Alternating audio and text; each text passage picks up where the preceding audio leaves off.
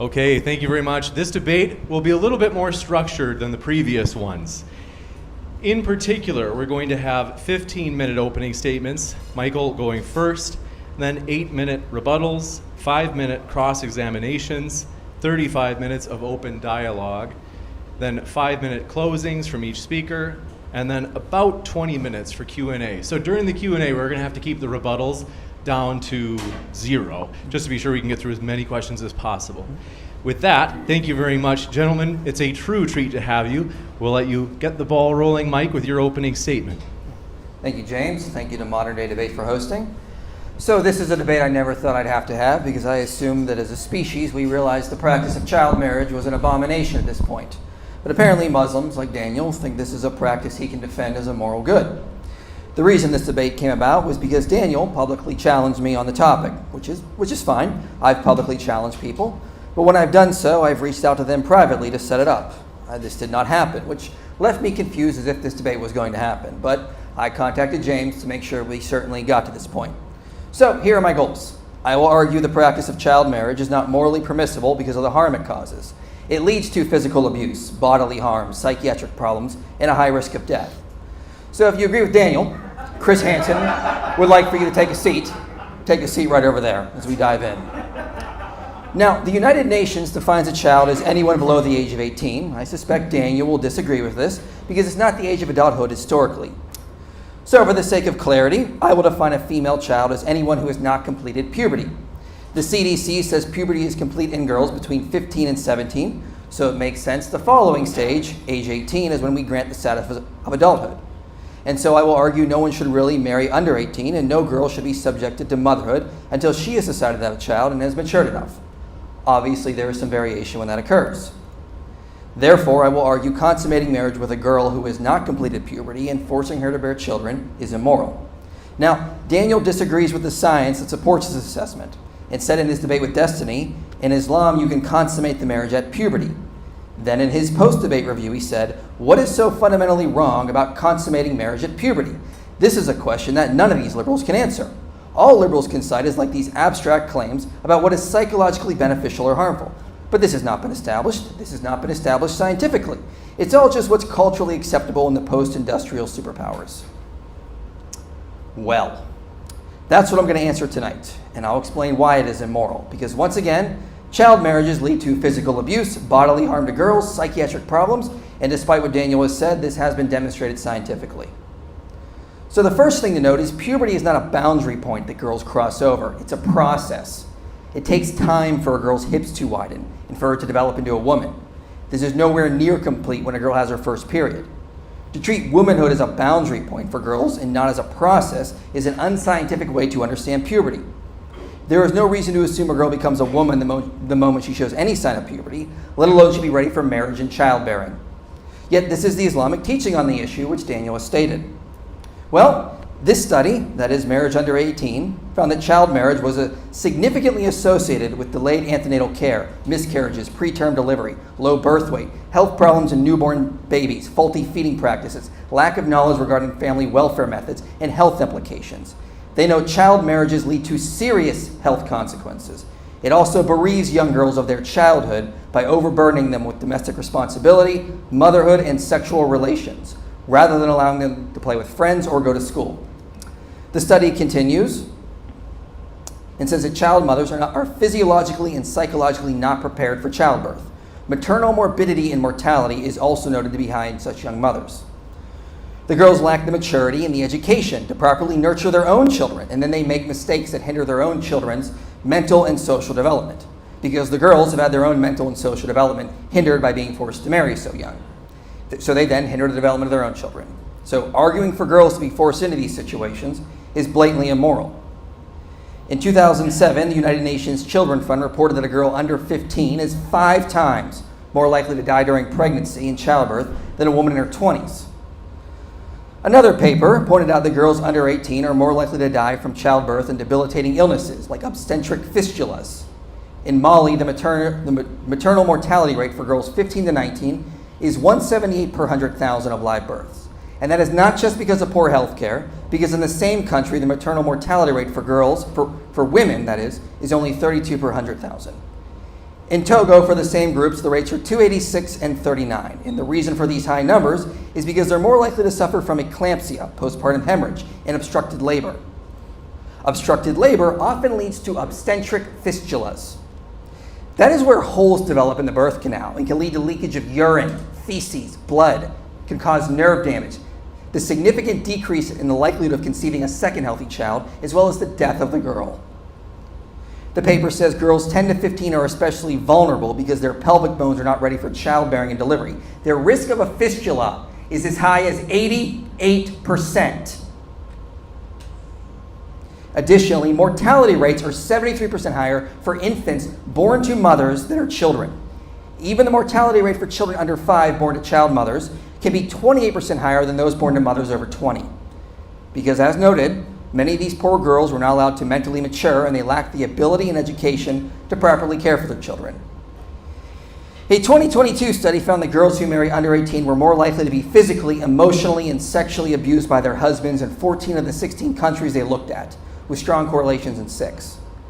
Additionally, they note pregnancy-related complications are the leading cause of death among adolescent girls in these regions.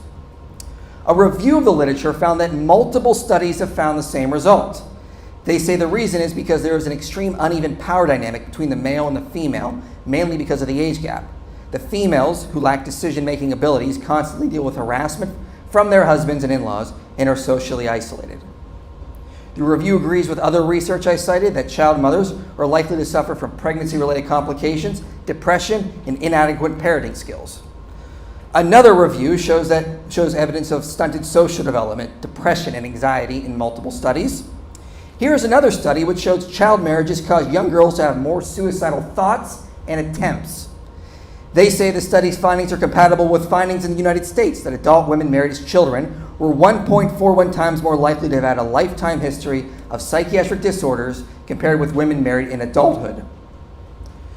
We see evidence that younger marriages increase the likelihood of divorce. According to data from the CDC and Institute for Family Studies, 48% of those who marry before the age of 18 are likely to divorce in 10 years, compared to 25% of those who marry after 25. Daniel has repeatedly argued he wants strong marriages that do not end in divorce. If he thinks that, he should not be arguing in favor of child marriages.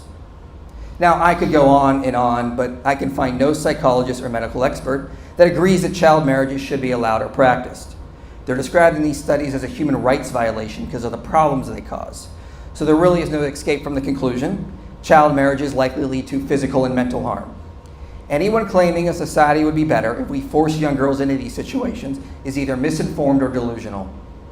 So let's ask why Daniel thinks child marriages are morally permissible.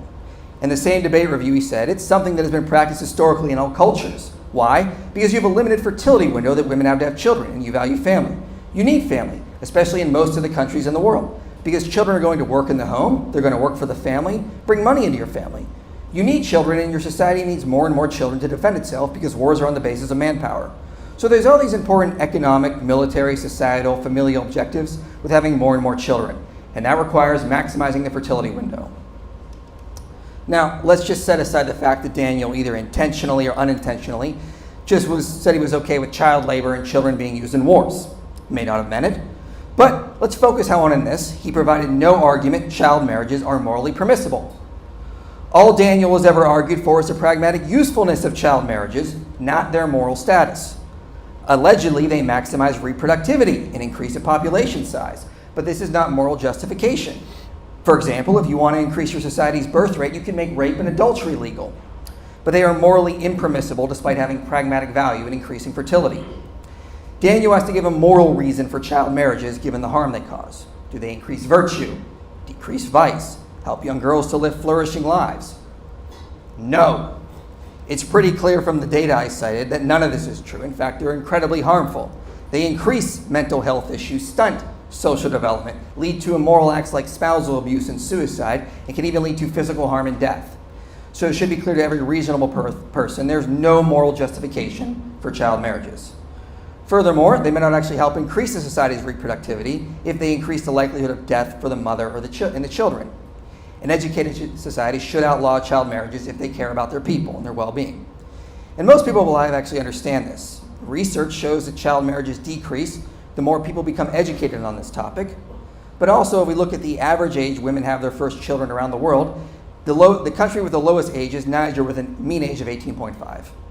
So most countries where data is available actually understand it's better for a woman to wait for a girl to become a woman before she's expected to have children.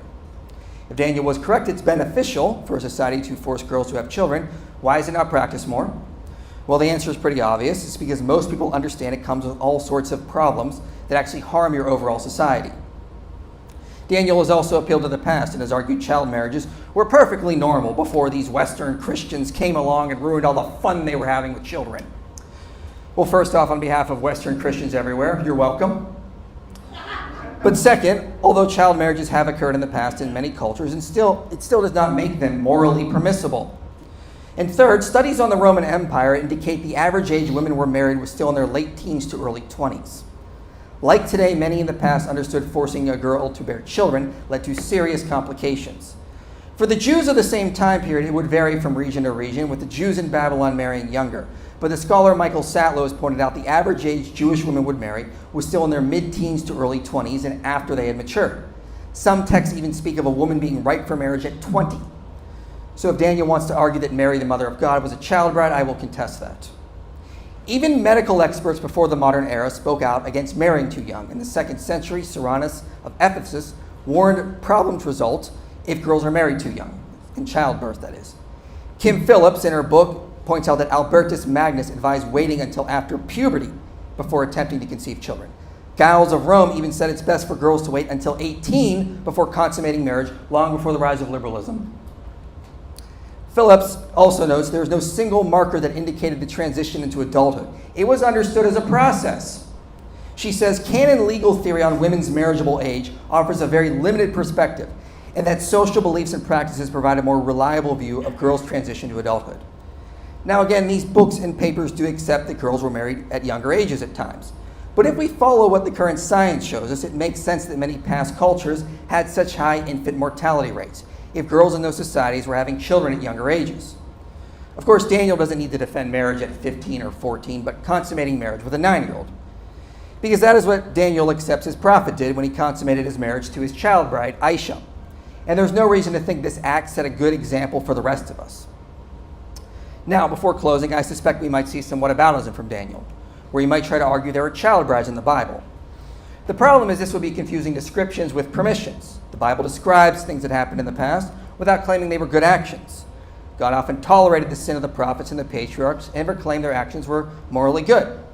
I suspect he'll go to Numbers 31, where Moses tells Israel to kill all the Midianites, but keep the young girls for themselves. And I suspect Daniel will argue God was permitting Israelites to take virgin child brides. But scholars like Robert Alter and Paul Copan note this was not a command from God. The text says this is Moses acting on his own out of anger. In the chapter, God only commands Israel to make war on Midian. And after that, Moses becomes angry and tells Israel to go one step further without God's involvement. Moreover, in doing this, Moses violates the principles of Deuteronomy 20, which says to not kill the livestock, women, and children in war. So Moses' anger caused him to order something that God directly argued against in Deuteronomy. And as we find out later, Moses' anger eventually got the best of him. Furthermore, Christians are under the ethics of the New Covenant, not the Old. There's nothing in the virtue ethics of the New Testament that would remotely suggest child marriages are morally permissible. Paul and Jesus taught the way we fulfill the law of God is by loving one another. And obviously, instituting child marriages are one of the most unloving things we could do. Christianity lays down a normative system of virtue ethics. And virtue ethics requires we study circumstances and natural facts to know how to properly love others. So given the science, Christianity is vehemently opposed to the practice of child marriage. And I can assure you that we Christians of the West will do everything in our power to end this obvious human rights problem promoted by people like Daniel. So I will press Daniel on this. He has to answer me on the studies I cited. Daniel, how can you claim child marriages should be practiced given the extensive harm they cause? If you argue in favor of child marriages, then I will doubt that you care about the well-being of girls. Also, you're required to give moral justification for child marriage, not just ways that might be pragmatic for maximizing fertility. If Daniel does not, his position is indefensible, and we will trust the medical experts around the world that child marriages should be abolished worldwide. Daniel is arguing against the consensus of medical experts everywhere, so the burden of proof is on him. The lives and the health of young girls everywhere are at stake. Let's see what he has to say. All right, thank you very much for that opening. Mike, we will kick it over to Daniel for his opening statement as well. Daniel, the floor is all yours. Bismillah, alhamdulillah, salatu wassalam ala rasulillah. Just a quick disclaimer that we are debating religious doctrine, history, and ethics. Nowhere am I advocating people break the law. I strongly advise everyone to follow your local laws. Many are appalled that we're even having this debate, and those people probably have a hard time imagining how anyone could ever think that marriage to a minor is acceptable. But the reality is all people historically considered minor marriage perfectly normal. If you give me a chance, I'll explain why. The first step is to acknowledge some basic biological facts. Puberty doesn't happen overnight or at one specific age. Rather, puberty is an extended process lasting from 2 to 5 years. The start of puberty also varies. It usually begins between 8 to 13 in girls or 9 to 15 in boys. Many factors affect puberty, including race and environment. For example, black girls reach puberty a year earlier than white girls. Puberty also accelerates in stressful environments, like food shortages or absent fathers. But even in normal environments, 1% of girls have their periods by age 8 and 4% have them by age 9. This means that they have completed puberty by ages 8 or 9. Overall, children complete puberty in the 8 to 15 age range and start experiencing sexual desires. Now here's the million-dollar question. How do children deal with those desires? I want all the opponents of child marriage to give us a practical solution for all the sexually frustrated minors out there, because those hormones hit like a tsunami, creating desires that need an outlet. The outlet promoted in society today is an absolute disaster. Kids are taught sex ed as early as 9, and some experts want sex ed in kindergarten. You're barely done with primary school and your teachers are passing out condoms and telling you to get birth control. Between 40 to 55% of high schoolers have had full sexual intercourse. If you include oral sex, the percentages are a lot higher. Many children as young as 9 or 10 engage in these sexual behaviors. Experts say we have an epidemic of sexting, for example, among minors, with 25% of teens texting each other naked pictures of themselves. Educators have responded by teaching children to practice safe sexting. Send naked pictures of yourself to other kids safely. Also included in sex ed is pornography education, because the average age a child sees hardcore porn is 10. It's just become an accepted fact that children watch porn, so let's just teach them how to do it safely. The shocking news recently is that they've started to teach kindergartners how to masturbate. Meanwhile, there's an epidemic of porn addiction that's destroying the mental health and well-being of generations of youth. These are today's socially acceptable outlets for childhood sexuality. Hopefully, all Muslims and Christians here agree that fornication, masturbation, and pornography are not acceptable solutions. Rather, these practices destroy the moral fabric of society and corrupt the soul. But the problem actually goes much deeper. Sadly, much of the sexual activity for minors involves sexual abuse. According to the data, 28% of American children ages 14 to 17 have suffered sexual abuse. Some of this happens in churches, but the majority happens in public schools. According to reports, the sexual abuse of students in schools is more than 100 times the abuse in churches. Researchers conclude that by 11th grade, 10% of children have been sexually abused in school. That means that in America alone, 4.5 million children are victims. And none of this includes other forms of sexualizing children, like drag queen story hour, the rise of pornographic educational material in school libraries, the sexualization of children's clothes, beauty pageants, and on and on. The point is, childhood sexual desire from puberty is an unstoppable biological force. How does one channel those desires is the question, and Western society channels it through fornication, masturbation, and porn. In the best case, and in the worst case, the sexualization and fetishization of children as young as 4. But for the vast majority of history, people of all religions and cultures had another solution, and that solution is marriage. Marriage is the healthy, wholesome outlet for the natural sexual desire that humans start experiencing at puberty. And pre-industrial religious and cultural traditions hold that marriage should be available at puberty. They don't stipulate an exact age for sex or marriage because, again, puberty is highly variable in terms of when it begins. So all religions and cultures have had this solution of marriage, but what changed? Why is minor marriage now seen as this unspeakable crime? To answer this question, let's look at the history of child marriage in the West. According to ancient Jewish norms, a man can marry and have sex with a girl as young as 3. This ruling is found in the Talmud and is based on the precedent set by the Jewish prophet Isaac, who married Rebekah when she was 3 and he was 40, as inferred from biblical passages like Genesis chapter 23 and Genesis chapter 25, verse 20. In Numbers 31, Moses commands his armies to slaughter the enemy, including all adults and male children. However, female virgin children were spared for sex, although some have argued they had to be forcefully married. Whether Old or New Testament, there are many discussions of marriage and slavery in the Bible, but there's never any mention of a minimum age for sex, because apparently this wasn't a concern for the Bible's authors. Take Exodus chapter 27, verse 7 through 11, which permits a father to sell his daughter as a slave, but doesn't stipulate a minimum age. So he can sell his daughters as slaves or as sex slaves from infanthood. Interestingly, this is where the Bible and the Quran actually differ, as the Quran doesn't sanction selling children as slaves. The notion that it's acceptable to have sex with children, whether in marriage or slavery, was standard during the time of Jesus. For example, the Bible doesn't mention the specific age of Mary, but pre-modern Christians held she was quite young when she was married to Joseph and impregnated by Father God. According to the official Catholic encyclopedia, Joseph was 80 when he married Mary. She was 12 at the same time being Joseph's wife and impregnated by Father God. Now, some Christians might question the reliability of the Catholic encyclopedia, but many other sources, including archaeological evidence, prove that the common age for marriage in Judea at the time of Jesus was 13. This is significant because Jesus' views on marriage would reflect those of his era, meaning that he would have endorsed marriage and sex with minors. We cannot find a single recorded statement from Jesus raising even the slightest objection to the child marriage that was happening all around him. Jesus has no shortage of criticism for the Pharisees and larger society, but for some reason, he doesn't condemn anyone for child marriage. In later periods, some Christians adopted flexible guidelines for marriage that they borrowed from Roman law. Roman law was somewhat unique in setting a minimum marriage age for girls at 12. This was more of a guideline rather than a strict law because there were no legal penalties for marrying earlier.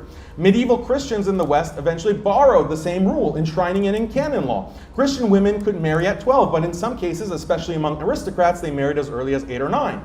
Those are examples from Jewish and Christian history. So why did things change? Two factors, industrialization and feminism. Let's talk about industrialization first. In pre-industrial societies, virtually everyone had to be involved with food production for sheer survival. You couldn't have freeloaders consuming calories but not helping produce calories. This meant that by necessity, all children worked in food production. This is why you don't see any kind of extended schooling for children historically. If kids are in school, they can't work to produce food. But starting in the 18th century, industrialization brought new technologies like tractors and mechanized irrigation. This meant a small part of the population could work as farmers and produce enough food for everyone. This led to the majority of the population moving from food production to manufacturing and service jobs. This caused a major social shift because working on the farm requires no education, but jobs associated with industrialization require more education. To deal with these socioeconomic changes, Western governments gradually introduced mandatory schooling. This went hand in hand with mandatory increases in the age of consent and marriage. This was especially necessary for girls because marriage produces children, and when people have children, they have no time for school. To prevent this, Western governments established minimum ages of consent. In 1791, the French Napoleonic Code established an age of consent of 11. By 2007, the French age of consent was 15. Same thing in Australia, Canada, and Western Europe. In the US, as late as 1880, many states had ages of consent from 10 to 12. In Delaware, it was 7. By 1920, it ranged from 14 to 18. But many may be surprised to hear that today, 25 states don't even have a minimum age of marriage. Between 2000 and 2018, there were 300,000 documented minor marriages in the US, with some brides as young as 10. So industrialization changed attitudes towards child marriage. Feminism did as well. Feminism aims to empower women so that they have careers and status equal to men. This means banning early marriage for girls and encouraging them to stay in school for as long as possible. The fear is that girls may lose out on a career because they got married early and had children. Feminists consider such women victims who have failed in life because they haven't achieved independence and career status equal to men. The feminist thinking was impossible in the pre-industrial era because the overwhelming majority of the populace, both males and females, had nothing resembling a career. Almost everyone did low-skill farm labor with no education. For most of history, there was nothing like career advancement, so it would have made no sense to insist that girls delay marriage to pursue career advancement. We can track the increasing Western hostility towards child marriage over time. One of the first examples is the famous 1748 work, The Spirit of Laws, by French liberal thinker Montesquieu. Montesquieu refers to child marriage as a type of domestic slavery. Montesquieu associates such marriage with hot countries in the South. This includes Muslim countries which had child marriage. So here in the mid-18th century, Montesquieu offers one of the first Western criticisms of child marriage in Muslim countries. Because of this growing liberal hostility, Western countries banned child marriage in the colonies they occupied, like India and North Africa. By the early 19th century, Western Christians magically discovered that their religion actually prohibits child marriage, despite 18 centuries of Christians engaging in it. With this new discovery, Christian missionaries traveled to these colonies and attacked the indigenous religions for allowing child marriage. An important case is British India, with a population that was 75% Hindu and 25% Muslim. Due partly to Christian missionaries, in 1860, the British government set a minimum age of marriage of 10. This was raised to 12 in 1891. This is how liberal stigmas about child marriage were adopted by Christianity in the late 18th century and then globalized by the mid to late 19th century. This brings us to pedophilia. Pedophilia is not an ancient concept. The first documented use of the term is 1906. Pedophilia initially means a psychiatric disorder in which an adult fantasizes about or engages in sexual acts with a prepubescent child. Gradually, pedophilia came to mean any adult who has sexual interest in a person below 18, the age of consent. And of course, the age of consent is artificially set to match mandatory schooling ages. So in essence, the pedophile is someone who has graduated, who is sexually attracted to someone who hasn't graduated from whatever amount of schooling the state has mandated. Now, many will claim that child marriage causes psychological harm. It's interesting that pre-modern people understood trauma and the emotional damage that can come from certain sexual behaviors like sodomy and prostitution, but there's no evidence that anyone in pre-modernity viewed adult-minor relations as traumatic. Even modern research casts doubt on the existence of psychological trauma from adult-minor sexual relations. Psychologists Bruce Rind, Philip Tromovich, and Robert Bosserman have published meta-studies critically analyzing this. What they discovered is that while there can be problems in some cases, there's no inherent harm with adult-minor relationships. The only harm comes from it being socially taboo in current society rather than anything objective or inherent. These psychologists received backlash, as you can imagine, and we can dive deeper into the studies later, but the point is the claim that minor marriage is bad because it objectively causes psychological harm is unproven. So it's bizarre that anyone should depict new modern norms on pedophilia as obvious or eternal invalidity. Such norms were literally inconceivable in the pre-modern period for the many reasons I've mentioned. All this is why attitudes toward child marriage have shifted historically. The burden is on my opponent to give a better explanation for why there was such a radical change in attitude starting about 300 years ago. If child marriage is this objective and universal evil, please explain why 99% of humanity throughout history was blissfully ignorant of this. This is even more of a burden for my opponent to explain because he's a Christian who believes in revelation. Why doesn't the Bible condemn child marriage? The Bible condemns homosexuality, which hasn't been as commonplace historically as child marriage. Was the author of the Bible simply ignorant? Or is it more likely that the author of the Bible is fine with child marriage? That's certainly what countless Christians throughout history believed and practiced. Now I want to take things one step further. Not only do I believe that minor marriage was acceptable in the past, I also believe that it's an institution that society abandons at its own peril. The fact of the matter is children hit puberty in the 8 to 15 age range. When puberty hits, they biologically experience strong sexual desires, and they'll express this one way or another. Either they'll express it within the safe, stable bonds of marriage, or they'll express it through masturbation, hooking up, sexting, porn use, or worse. Those are the only two options. Any country that denigrates marriage for adults will inevitably encourage sexual liberation and promiscuity for adults. Likewise, any country that denigrates marriage for minors will inevitably encourage sexual liberation and promiscuity for minors or children. The unprecedented degeneracy we see in society today is a direct consequence of preventing marriage for minors. Christians of all people need to wake up and see what's right in front of them. And ultimately, this is why we all need to appreciate Islam and the example of the Prophet Muhammad sallallahu alaihi wasallam. In his marriage to Aisha, the mother of the believers, he has provided a timeless example of this institution, which is so desperately necessary for all societies. Thank you. Thank you very much. We'll be going into the rebuttal section next. Mike, I have the timer set for you for 8 minutes. The floor is all yours. All right, well, I think I did a pretty good predicting what Daniel would say in his opening statement based on what I just heard there. Let's talk about some of the things he said. So he said it was perfectly normal before, again, Western Christians came along and ruined us. No, Michael Flynn notes in a European demographic system that the average age people would marry between 1500 and 1820 in Europe was 25 to 26. Brent Shaw notes in his paper, The Age of Roman Girls at Marriage, that in Tuscany, girls would marry between 16 and 21 on average, in Florence, 15 to 19. Rudolph Bell notes that in Italian communities in the 19th century, they were marrying within their mid-20s. Peter Laslett says that in England, the average age that women were marrying was 22. Okay, and that was in the 17th century. Piotr Goswowski says in The Origins of the European Marriage that the average age women were marrying in Poland in the earlier periods was around 20. And again, you can also read Kim Phillips' book, Medieval Maidens. Average age women were being married, again, late teens to early 20s. But you brought up Bruce Ryan. I've been waiting months for you to bring up Bruce Ryan. Oh my goodness. Okay, so let's talk about Bruce Ryan here for a little while. Bruce Ryan, for example, that's probably the same paper you referenced in your the debate review is Harris Sultan, hebephilia as a mental disorder. He says, for example, on page 7, child sexual abuse researchers have repeatedly maintained that hebephilic interactions are innately and intensely harmful for the younger person, and then he cites his own research to demonstrate that. So he is directly arguing that this is harmful to children. What he's basically saying in his paper is that the active partner, the human, is not suffering from a mental disorder like schizophrenia. It's something that naturally arises in humans. Just like humans naturally steal, murder, and rape. That doesn't mean it's useful or good.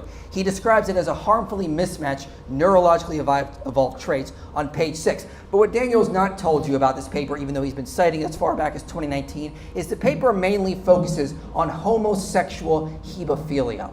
He is trying to say that is not a mental disorder. He says it's been pervasive in numerous cultures around the world. He's got a table in his paper that's 4 pages long of how homosexual hebephilia has been practiced around the world in various cultures, including Islamic societies. To quote from page 15, male to immature homosexuality was pervasive in Islamic societies from the 8th to the 19th centuries. Boy attraction was seen just as normal as heterosexual ones. Main interest was in boys early to mid-teens, peaking at about 14. The appeal vanished with the beard. Adult men were scorned if they were passive partners because manly behavior was to be the active. Staggering amounts of love poetry show an obsession with boyish beauty, seen as comparable to women's as well. Poets attracted to boys constitute a who's who. Desire for boys, but not behavior or lust, was permissible under Islam, but behavior was common nonetheless.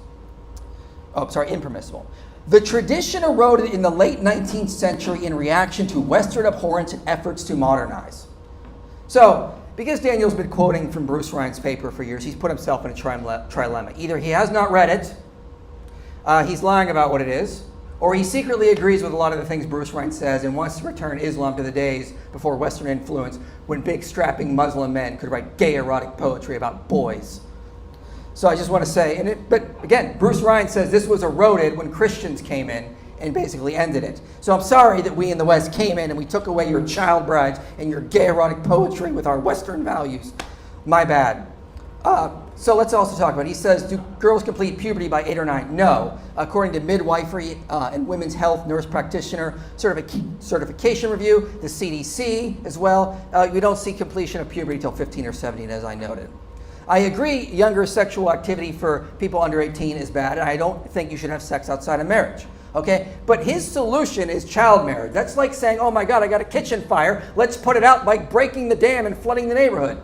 We don't solve a problem with a bigger problem. I cited numerous studies showing how every expert around the world agrees this is harmful to children. This is harmful to their offspring. This should be abolished worldwide. He says we have to talk about channeling desires. Well, you need to remember, as you're developing as a human, your brain is developing, and researchers describe it as being plasticity. As you're developing, your prefrontal cortex is developing, and that's the part of your brain that controls inhibitions. If we have a child who deals with rage, we don't say, well, you got to deal with that right away by just going around beating people up. We tell him to control his inhibitions. When children start developing sexual desires, they need to learn to control them. We should not give them the idea that they should act on them as soon as they got them, because they're never going to learn to control those inhibitions when they become adults later and they see someone who might be tempting them or trying to get them to commit adultery. We got to learn to control these desires. This is why we slowly develop with a plastic brain, plasticity, and we learn to control our inhibitions. They need to be trained as the prefrontal cortex is developing. He cited the Talmud, but the Talmud, for example, I hope I'm pronouncing this right, Kiddushin 41a says that it's forbidden for a man to marry off his daughter when she is a minor until she is well grown. Okay, I also cited scholars like Michael Satlow. You can also check out scholars like Amran Troper. They note the average age that Jewish girls were marrying was, again, late teens, early 20s, earliest as mid-teens. He can find no evidence, Michael Satlow, that girls were marrying that young. He talks about the Catholic Encyclopedia saying Mary was impregnated. She was conceived by the Holy Spirit, and that's how Jesus came into human flesh, according to the Catholic tradition. But also, she was a perpetual virgin, according to the same sources. So if we're going to go off what that says about her age, she also never had sex. It's not a comparison. Okay, there's a lot here. He said that before Montesquieu, Western Christians were not condemning minor marriage. No, Soranus of Ephesus talked about the dangers of it. Giles of Rome, Albertus Magnus, again, Kilton Phillips talks about this in her book. This was abhorred by a lot of medical experts. Now, did the common person not realize that? For the most part, a lot of them didn't realize how bad it was. But today, a lot of people today ignore medical experts. So what's the problem? We should go on what the medical experts of the past and the present are saying. And they all seem to point to the idea this is not necessarily the best thing to go for. Moreover, we should most of all be relying on medical experts of today, all of which condemn child marriage. Again, for all the problems I cited, I see no reason to accept this at all, given all the extensive harm it causes. So if the burden is on me, I have given the burden. I have showed how harmful it is, and it should be abolished. People in the past used to use leeches to treat all kinds of diseases. They do not treat. Okay, that does not mean we should go back to what ancient people were doing. Okay, we now know this does not work. People used to sacrifice humans to the rain gods across the globe and hoping that it would bring the rains. We now know that does not work. Okay, so we do not do those things just because people in the past did it. Okay, as regards to the Bible not giving an age, again, I'll go to Ezekiel 16 really quickly here. For example, it talks about God compares Jerusalem to his wife and says, and you grew up and became tall and arrived at full adornment. Your breasts were formed. Okay, again, according to the midwifery and women's health nurse practitioner, that does not happen until 17 when the breasts have been fully formed in the girl. And scholars like Robert Alter, Mark Rucker, Rolf Alexander all note this is talking about after puberty. So God is sort of setting the standard that sex or lovemaking comes a period even after puberty, because it says that God even passed by her again after the breasts had fully formed. So there's another period of waiting. And again, this is what I can see from scholars like Peter Gentry, Andrew Mine, T.M. Lemma, Stephen Wellham, David Gundel, Ralph Alexander, Robert Alter. All of them are pointing to this. And I'm out of time. Thank you. Thank you very much. We'll kick it over to Daniel for 8 minutes as well. So Mike here is misunderstanding the argument. He's citing some average ages from different societies, like in Rome at a certain period it was 16, in another place it was 20. My claim is not that at the average age of marriage is 9 or 12 or 13. My claim is that child marriage was practiced and was acceptable in all of these societies. Yeah, in some societies the average age was higher, but it's the average, meaning that there is a proportion that are marrying even younger than those averages. Find me any society, pre-industrial society, that has a categorical prohibition of child marriage. You have failed to do that. You have claimed that Moses' commandments in the Old Testament, where he commands genocide. That was done out of anger. It wasn't from God. And in fact, Moses violated God's commands. But did Jews in the pre-modern period say this? Did Christians in the pre-modern period say this? Is this a reference to anything, or are you just making it up? Also, why not simply say other morally problematic commands by Moses, like blasphemy punishments, were not sanctioned by God? Right? There are many things that Moses commanded that you would presumably find to be problematic. So why don't you just condemn Moses? Why don't you just say that Moses was a genocidal lunatic or a dictator? Because apparently he, in disobedience to God, commanded the slaughter of male children and taking female children as sex slaves. You made a big argument about maternal morbidity for girls between ages 15 girls under 18. But the reality is that the maternal morbidity, according to the National Health Institute, from age 15 to 19 is about 1%. And that is right in line with the mortality for women in their 20s and their early 30s, which is also 1%. The maternal morbidity rate actually doubles after age 35 and spikes after age 45 and reaches as high as 70% for women over 50. So if you're really concerned about reducing the amount of mothers dying in childbirth or forming these fistulas, all of those are things that can happen after 35 and 40 at around the same rates as girls as young as 12 or 13. So are you in favor of banning women over 40 from having children? Other people are also more likely to deal with disorders affecting fertility, like endometriosis or uterine fibroids, and studies show that risk of miscarriage is about 10% in your 20s, and your risk goes up 53% in your 40s, as I mentioned. So this is all things that you should be in favor of banning, because these are parallel to any kind of complications that happen at the puberty age. So let me see. What else did you say?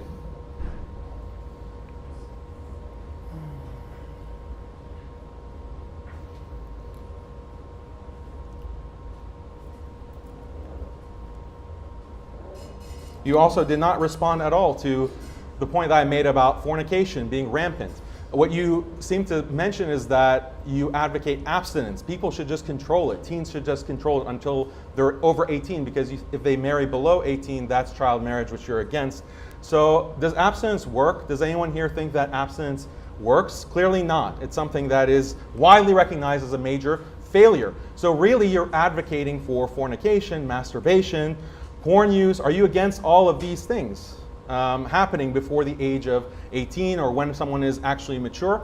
It would seem that your position actually is in favor of those kinds of practices, because again, puberty causes this huge tidal wave of hormones that create strong sexual desire, and children act on this sexual desire. What is your solution for that? That is what we need to hear from in this debate. The only other than fornication, pornography, masturbation, the only alternative, abstinence doesn't work, the only alternative is child marriage, and that's why it's so universal. That's why it is so universally practiced. Christians of all people should understand this and should be in support of it, because again, and then Jesus is not condemning child marriage. Why? Like, if this is such a major evil that you claim, why does he not have a clear statement? This kind of reinterpretation from Ezekiel when the breasts are fully formed, this is an argument that Christian apologists have only made in the modern period. All of the authors that you cited as making this kind of argument regarding Ezekiel are in the modern period. There's no pre-modern scholar, Christian scholar, or Jewish scholar who has made this kind of claim about a minimum age implied from Ezekiel in the Bible. In fact, and even that explanation, even if that were a valid interpretation of Ezekiel, breasts do form by age, even as early as age 7. 7% of young girls have developed breasts at age 7. Are they fully developed? No, but they're developing their breasts. This is puberty. So I think you have a fundamental misunderstanding of what puberty is. There are in medicine, they call them the Tanner stages. There are 5 stages of puberty. And the period actually happens at the end of the puberty process, at the 4th stage. So breasts develop, pubic hair grows, all of these secondary characteristics. The body shape changes by Tanner stage 2 and 3. By Tanner stage 4, that's when puberty happens. And once that happens, all that's left is for gaining fat. The female gains fat at that stage of puberty and grows in height. So she might get slightly larger breasts, slightly larger hips, and more fat. But the 90% of puberty has already occurred by the period. And then you have girls, 4% of girls who are gaining their period at age 4. So even that kind of far-fetched explanation from Ezekiel still would be in favor or advocating child marriage, according to your definition. Do you think that you don't develop your breast as a girl until you're 18 years old? Like that's ridiculous. So even according to the Bible argument that you painstakingly laid out for us, that passage would be in favor or endorsing child marriage according to your definition, because you've arbitrarily set it so high at 18. Like why, like you're so concerned about moral arguments, why is 18 the line? Like what is so special about 18 that no one in history has ever, prior to industrialization, prior to these mandatory age limits, prior to this idea that we have to go through 12 grades before we're fully mature, before we're fully adults? Like where does that come from? You haven't provided an explanation for that. Why there's this radical shift. My explanation is very clear. There's industrialization, there's feminism, and that is what has, over the past 300 years, created these taboos of child marriage that you can't find anyone else express. Like, isn't this bizarre to you? Like, isn't this such a big red flag that what you're describing as this kind of objective moral principle is not actually very objective or universal? Like, especially like for Christians to say this, like, because your Bible seems to endorse it, your prophets in the Old Testament seem to endorse it, Jesus has nothing to say to condemn it. Canon law has a minimum age of marriage of 12. So are you going to condemn canon law? Are you going to condemn the church fathers? Are you going to condemn all of those? Okay, yeah, you're shaking your head, yeah. So you're repudiating your entire religious tradition. So how do you even know what the Old Testament or the New Testament is, or the Old Testament for that matter? It was passed down by these pedophiles, according to you. These reprobates that you are condemning right now, they're the ones who, are they morally capable to transmit revelation if they're pedophiles, according to you? And time. We are going to jump into the cross-examination. This is where each speaker will get the opportunity to ask questions of the other speaker. We're going to start with Mike asking questions to Daniel, and ideally this is strictly questions and then strictly answers from Daniel. Mike, the floor is all yours. Okay, Daniel, I've noticed a lack of studies in your opening statement and rebuttal. Do you have any studies that speak of anything good coming out of child marriage? So child marriage is something that is so taboo that no such study could be published. So that's I am not aware of a study that is advocating child marriage because it's illegal.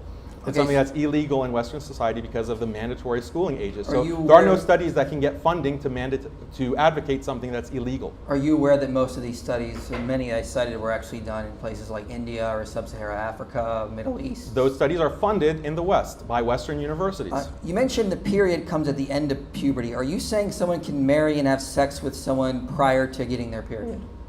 So according to Islamic law, when the body is fully formed because of puberty, the period comes at Tanner stage 4, which is the end of puberty. So yes, when there are signs of physical maturity, then it becomes permissible for the husband in Islamic law to have marital relationships or consummate the relation with his bride. And this is the example of the Prophet, peace be upon him, who married 6. Before the age of menarche, that's what I'm trying to get. Before the period. Okay.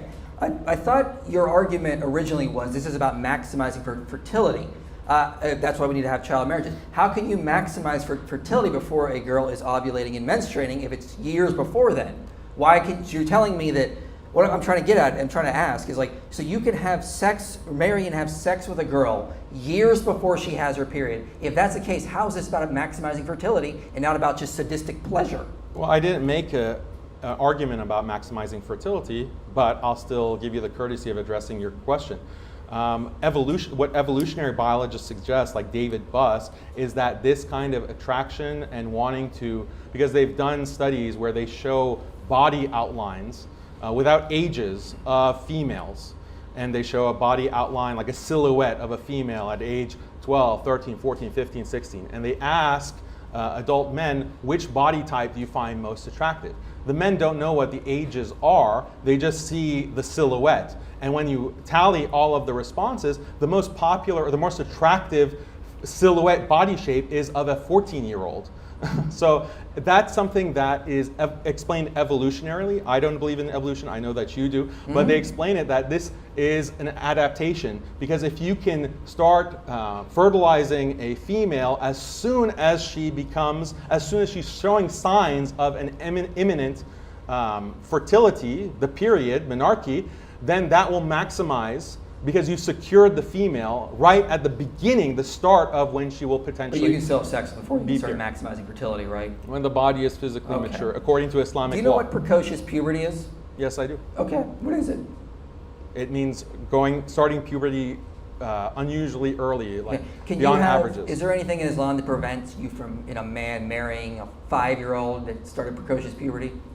No, marriage can happen, you can arrange a marriage even as an infant, but that doesn't mean that sex is allowed. But could a man have a marriage to a 5-year-old consummated if she started precocious puberty?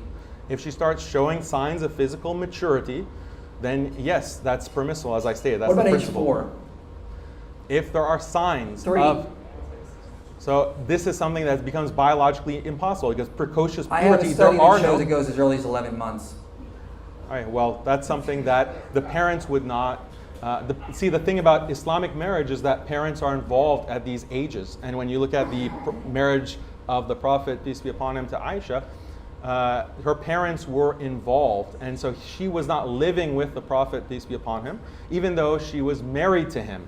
So the parents have oversight, and sometimes a qadi or a judge can have oversight if the guardians are not capable, to make sure that the rights and the physical well-being of a child are not, or a minor, are not harmed by that marriage. What about, because you've tried to justify sexual slavery after a war. So what if a man finds a 7-year-old, let's say, started her period, could he take her back as a sex slave? So that's a whole different debate on slavery and concubinage. I'm just talking about the minor aspect. Would that be fine? Yeah, so if a girl is any age, she can be taken as A sex slave, right?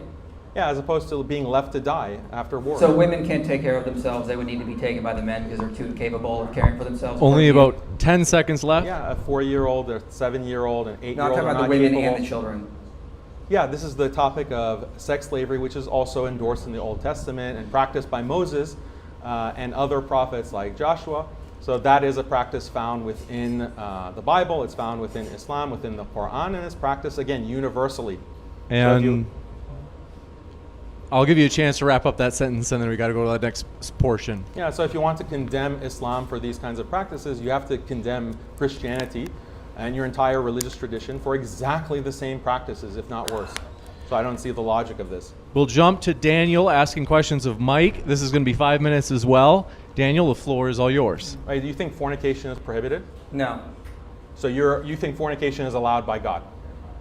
Oh, no, sorry, I misunderstood. No, I do not think fornication should happen. Okay, so God has prohibited fornication. Yes? Okay, clearly in the Bible. Sex outside of marriage is wrong. And it's condemned by God. It is condemned by God. Okay, so which scenario is more immoral? Okay, I'm going to give you two scenarios. Scenario one, a 10-year-old girl who has completed puberty gets legally married with the consent of her parents to a good believing Christian man who is 25 years old.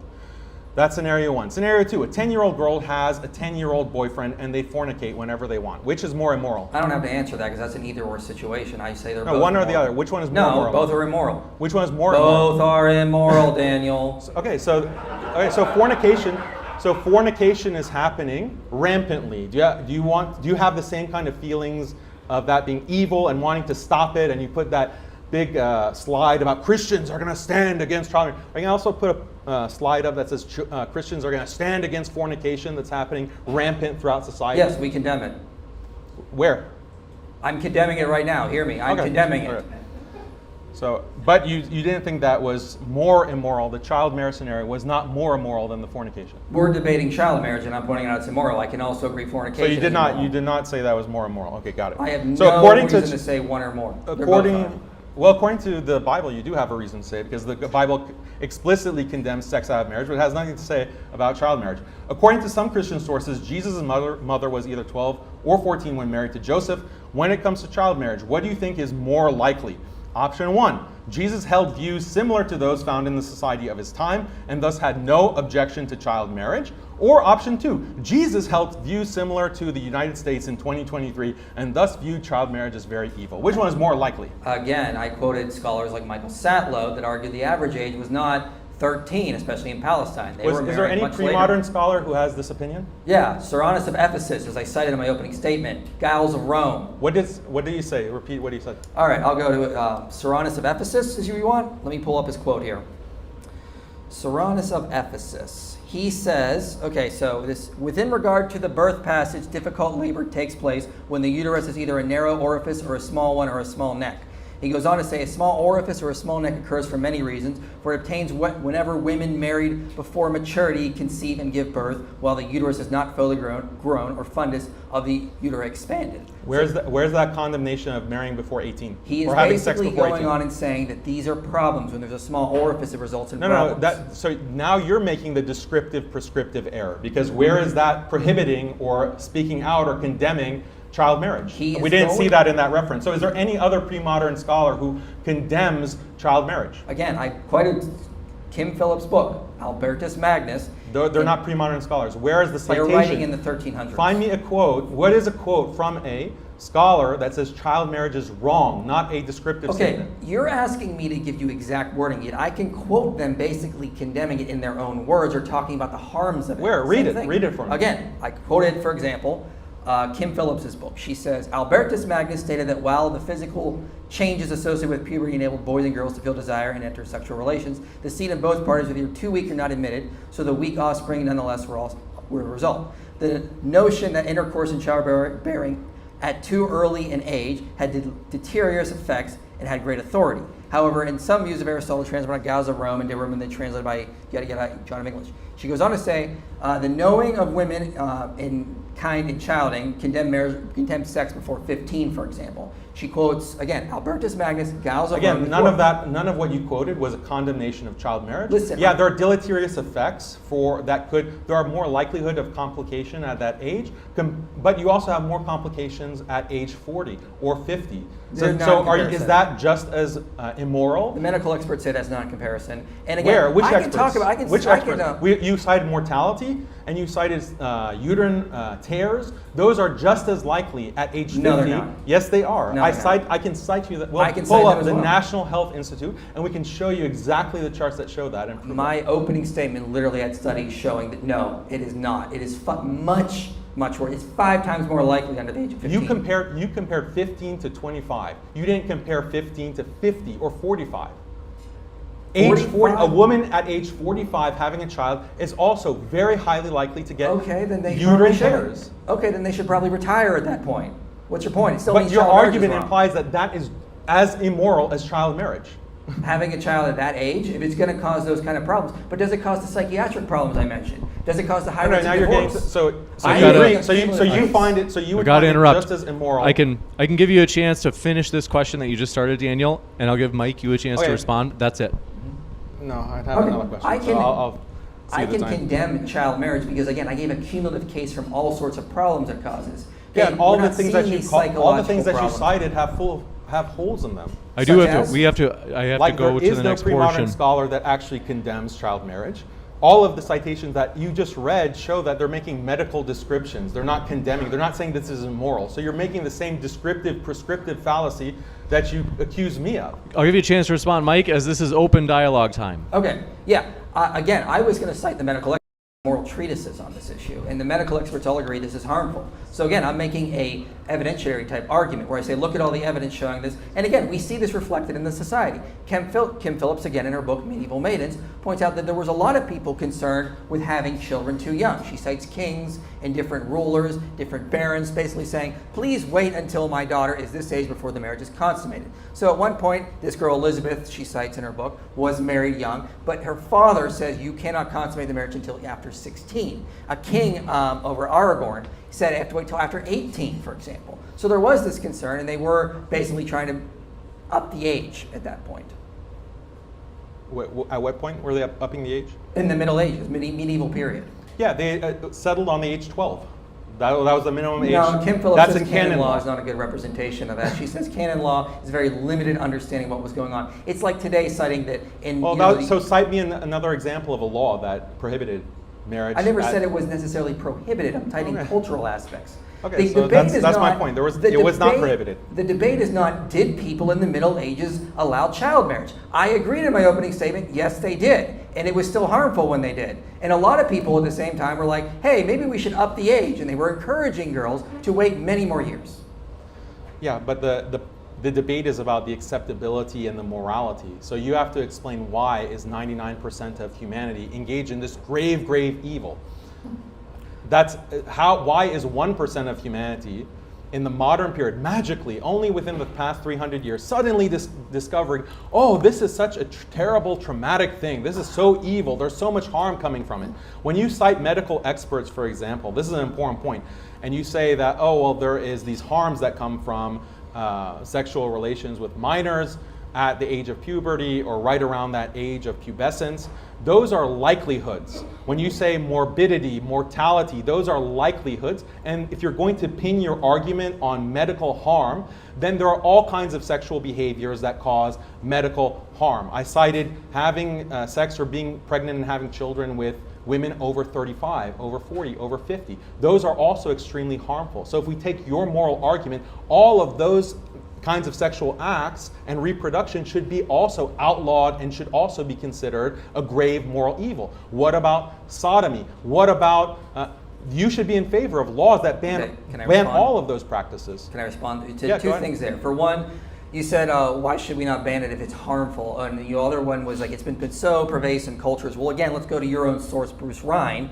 who noted that he's got 4 pages of homosexual interaction between men and boys happening in cultures around the world for generations. Well, I could just say the same thing to you. If 99% of cultures before Western, including Islamic societies, were all okay with it, why don't we just let it go rampant again? We know it's harmful, according to Bruce Islamic Ryan. societies did not consider sexual relations between men and boys as acceptable. They did condemn it. They considered it a grave evil. Bruce Ryan quotes the Sirach. It was practiced, yes, Libya. of course it was practiced. Yeah. And yeah, there was poetry about it, but that was seen as a perversion and heresy. That's not my point. You're ignorant about Islamic history. That's not Islam my has point. a complete rejection and prohibition of any kind of homosexual behavior. Respond to some of these points. But you're making this claim that is nonsense. Let me respond. Go ahead. Okay, first of all, my point was not that Islam did not condemn it. I agree Islam condemned it. I quoted Bruce Ryan saying that. My point was, again, you're saying that child marriage was so pervasive, therefore, what's wrong with it? Well, again, homosexual hemophilic interaction was just as pervasive, according to your own source. Where why does it are say you that's more condemning pervasive? one Where does it when say that he's- was equally pervasive? Where does it say that? He literally says this throughout his page. Look, this is Child 4 marriage pages. is as pervasive as... He does not bring up child marriage.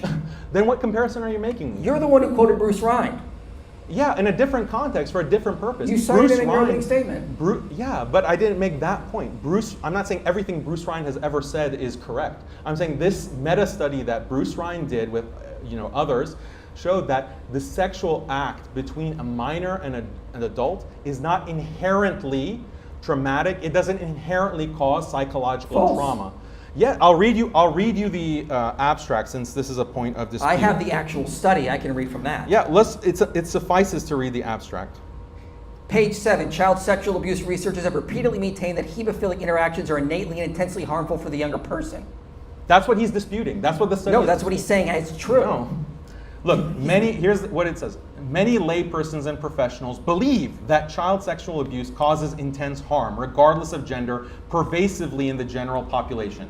The authors examined this belief by reviewing 59 studies based on college samples. Meta-analyses revealed that students with this kind of child sexual abuse were on average slightly less well-adjusted than controls. However, this poor adjustment could not be attributed to the sexual interaction because family environment was consistently confounded with that behavior. Family environment explained considerably more adjustment variance than the actual sexual act. So what he's saying, to summarize, is that you can't isolate the sexual act. what's happening is children are getting molested, children are getting abused by their family members or in this bad environment, and that bad environment or this abusive parent, that's what's causing the slightly lower adjustment levels or the trauma. It's not the sex itself. It's not the sexual act itself. And again, Rind is not looking at marriage. He's not looking at these kinds of relationships that have existed, again, throughout history. You're right, he's not looking at child marriage, so I don't know why you've been citing him for 4 years. But again, he says, what he's saying in his paper is that it's not harmful to the active partner. It's not a disorder. It's not like schizophrenia. Not but this he study. does say Not it is this. Where harmful did this study mention the active partner? The abstract that I just read. You got to read the actual study. You're He not says even, on are you page studying 7 the same study? What's your study? It's the Tromovich, Rind, Tromovich, and Brosserman. Yeah. I'm citing, From no, you're citing the 1998. 1998 one? Yeah. Okay, I'm citing the one you said in your Harris Sultan one. Now the problem Why are with you that- debating a previous debate? Like, Because debate I'm- me in this debate. You bring up stuff that your opponent has cited. That's how you prepare, Daniel. Now the No, problem you with that debate study the opponent. is it's an outlier. What he brings in the opening statement, That that's what study you should you debate. just cited is an outlier. Anna Sattler notes their findings in her book Predators. She notes that their findings are truly an outlier, and she cites numerous other meta-analyses that have found other results. A meta-analysis of the relationship of child sexual abuse to adult psychological adjustments from 1995. The long-term sequel of childhood sexual abuse in women, a meta-analytical review from 1996. A meta-analysis of the published research on the effects of child sexual abuse, as well as the prevalence of child sexual abuse in communities and student samples. Furthermore, Rind even says in that 1998 meta-analysis that it was actually harmful to the girls. It wasn't harmful to the boys, is his argument. And he is still an outlier. So the irony of this is, again, your own study says it is harmful to the girls. Rind is saying that in 1998. He's saying that the harm is caused by the family environment. He's I saying that just the read girls the report abstract. harm in the 1998 meta-analysis. Yeah, and he attributes that. He does a correlation analysis, and he finds that it's more correlated with the family environment as opposed to the sexual act. That's why this study was so controversial. That's why it was one. And an outlier. Yeah, of course it's an outlier because look at the stigma. Like, look at the social stigma. Like, if you want to live and die by these psychological studies, then all the psychological studies right now say that, like the dominant studies all say that if a child at age 4, a boy feels like he's actually a girl, then he should be put on hormone blockers and perhaps even get sex change surgery. So do you accept that? Do you agree with that psychological conclusion? No, and I think there's actually Why? research that challenge that. But again, we're talking about child marriage. Do you disagree that the dominant research says that I do not agree that dominant research says that. gender-affirming I care do is not necessary agree for. that Okay, so dominant you research says disagree. that. So in some cases, the dominant research can be false Again, and very you've wrong, given, right? what's the evidence that's the dominant research? What studies? Okay, so You you're said disputing meta-analysis. that the dominant research today in psychology says that gender-affirming care should be provided to children as young as 4 years or 3 years old. You're denying that. If you're doubting research, why are you even citing Bruce Rind to begin with? Are you just cherry picking the ones that support your view? I mean, you could just say, we can just doubt it when it's useful for us, or I'll just pick Bruce Rind when it's useful. I'm just countering the point that you made that whatever is the dominant claim about a certain topic, then we should just take that and ignore Well, then you're other going kinds of nuclear. factors. You're basically I'm not saying making all a your research is simplest, like useless. all you're doing is caricaturing my arguments. Like, oh, Daniel says that child marriage was common, therefore it's okay. Like, that's not my argument. You're caricaturing What is your your argument that it is okay? My argument is a challenge to anyone who claims that it's not okay to explain why the attitudes shifted so radically. One of the reasons why the attitudes changed so radically is because of industrialization, is because of feminism. That explains the radical shift, not something inherent. What study shows that? Many studies. Look at What study this. shows that the reason we started condemning child marriage was not because of the medical The experts I Anthropology cited. of Childhood by David Yeah, I read Lancy. that. Discovery and Invention in the History of Adolescence, published in the Journal of Adolescent Health. Children and Adolescents as Sexual Beings, a Historical Overview by Vern Bullough, 2004. How many more studies do you want? Okay, All of these studies show that these practices were pervasive. All you did to respond to that is, oh, the average age was 22 at a certain point in Europe. Like that's your counter. My question was, where does the evidence? Do these studies say the reason we started condemning child marriage was because of industrialism and feminism? Do they say that? Yes. Read them. I cited Because I have Montesquieu, the first Western expression against child marriage happened in 1748 with Montesquieu. Because again, I have medical experts saying the reason it should not be practiced is because of all the harm it causes. Mental, physical, emotional, sexual. We talked about every single factor, and it's your arguments don't make any sense. Like what? Like the fact that, okay, there's some likelihood of physical harm, like 2% chance of mortality for a child at age 12 or 10. You have the same mortality rate for a woman over 40. No, girls to ages 10 But to you have no 15 problem. You are have no especially problem with vulnerable. women over 40 having sex. No, if they're going to cause problems and the medical experts are telling them not to have children, they should listen to the medical experts. I'm perfectly consistent if there were a with that. taboo against women over 40 having sex, I bet the medical experts would say, oh, look at the mortality rate is the same for 12-year-old and 40-year-old, so therefore both should be condemned. Most But women you don't at see that that. point are basically hitting menopause, and so they can have sex just fine in their marriage without risking that kind of thing. Well, we're talking about women who get pregnant, so Okay, they haven't well, hit if menopause. they're medical Their risk of expert- mortality, the normalized risk of mortality for those women is higher than women If who their are doctor tells them at not puberty. to, then they shouldn't. Quite Yeah. simple. Okay, but why are doctors condemning one type? Do you think it could be, why are doctors condemning one side of the spectrum? Could it be because of social stigma? Because of being illegal? No, it's because of the medical Because experts. your you argument cited. basically boils down to medical researcher, child marriage is immoral because it's illegal.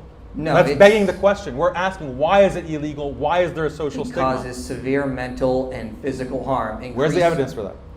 Did you pay attention? The physical harm, whenever I cite, you keep repeating physical harm, and I say the same kind of physical harm occurs with women who are over a certain age. And then you hand wave that and say, oh, well, but doctors aren't talking about women over 40. Well, Again, why not? If a doctor tells a woman over 40 she should not have children because it can increase her risk of death, No, serious why? injury, You're then changing no, the she scenario. She should not be having a child. Why are doctors writing so much about mortality at this bottom end of the age spectrum, but not at the top age of the age spectrum? That's what you're not explaining. I have an explanation. It's because of the social stigma.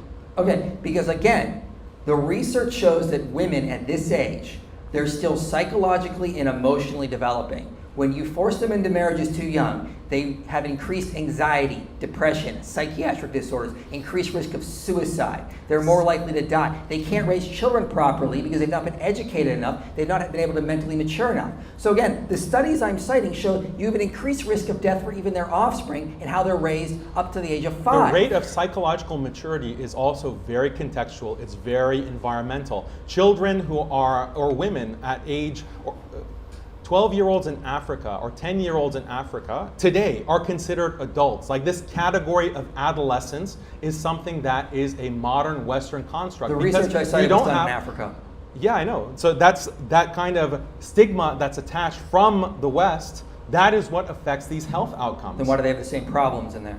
Like, why do they have the same problems? What problems? The high rates of depression, suicide, mental disorders, psychiatric issues, they're all having these. And in fact, we also see increased risk of intimate partner violence. Again, I need to see like what those studies are because there is such a huge bias with the UN and global liberalism that is imposing this kind of You heard it here first, ban folks. on It's child- a conspiracy.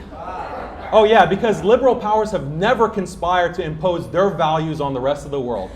Yeah, Right? well, we because just the want- liberal West never made up stories about children being abused in Afghanistan to justify bombing You them think or all going to these- war, invading Iraq because of the weapons of mass destruction that we know Saddam Hussein had. The West never has any kind of conspiracy theory to go and invade and bomb and colonize and take over Muslim or non-Muslim lands, So right? all my studies That's are all conspiracy.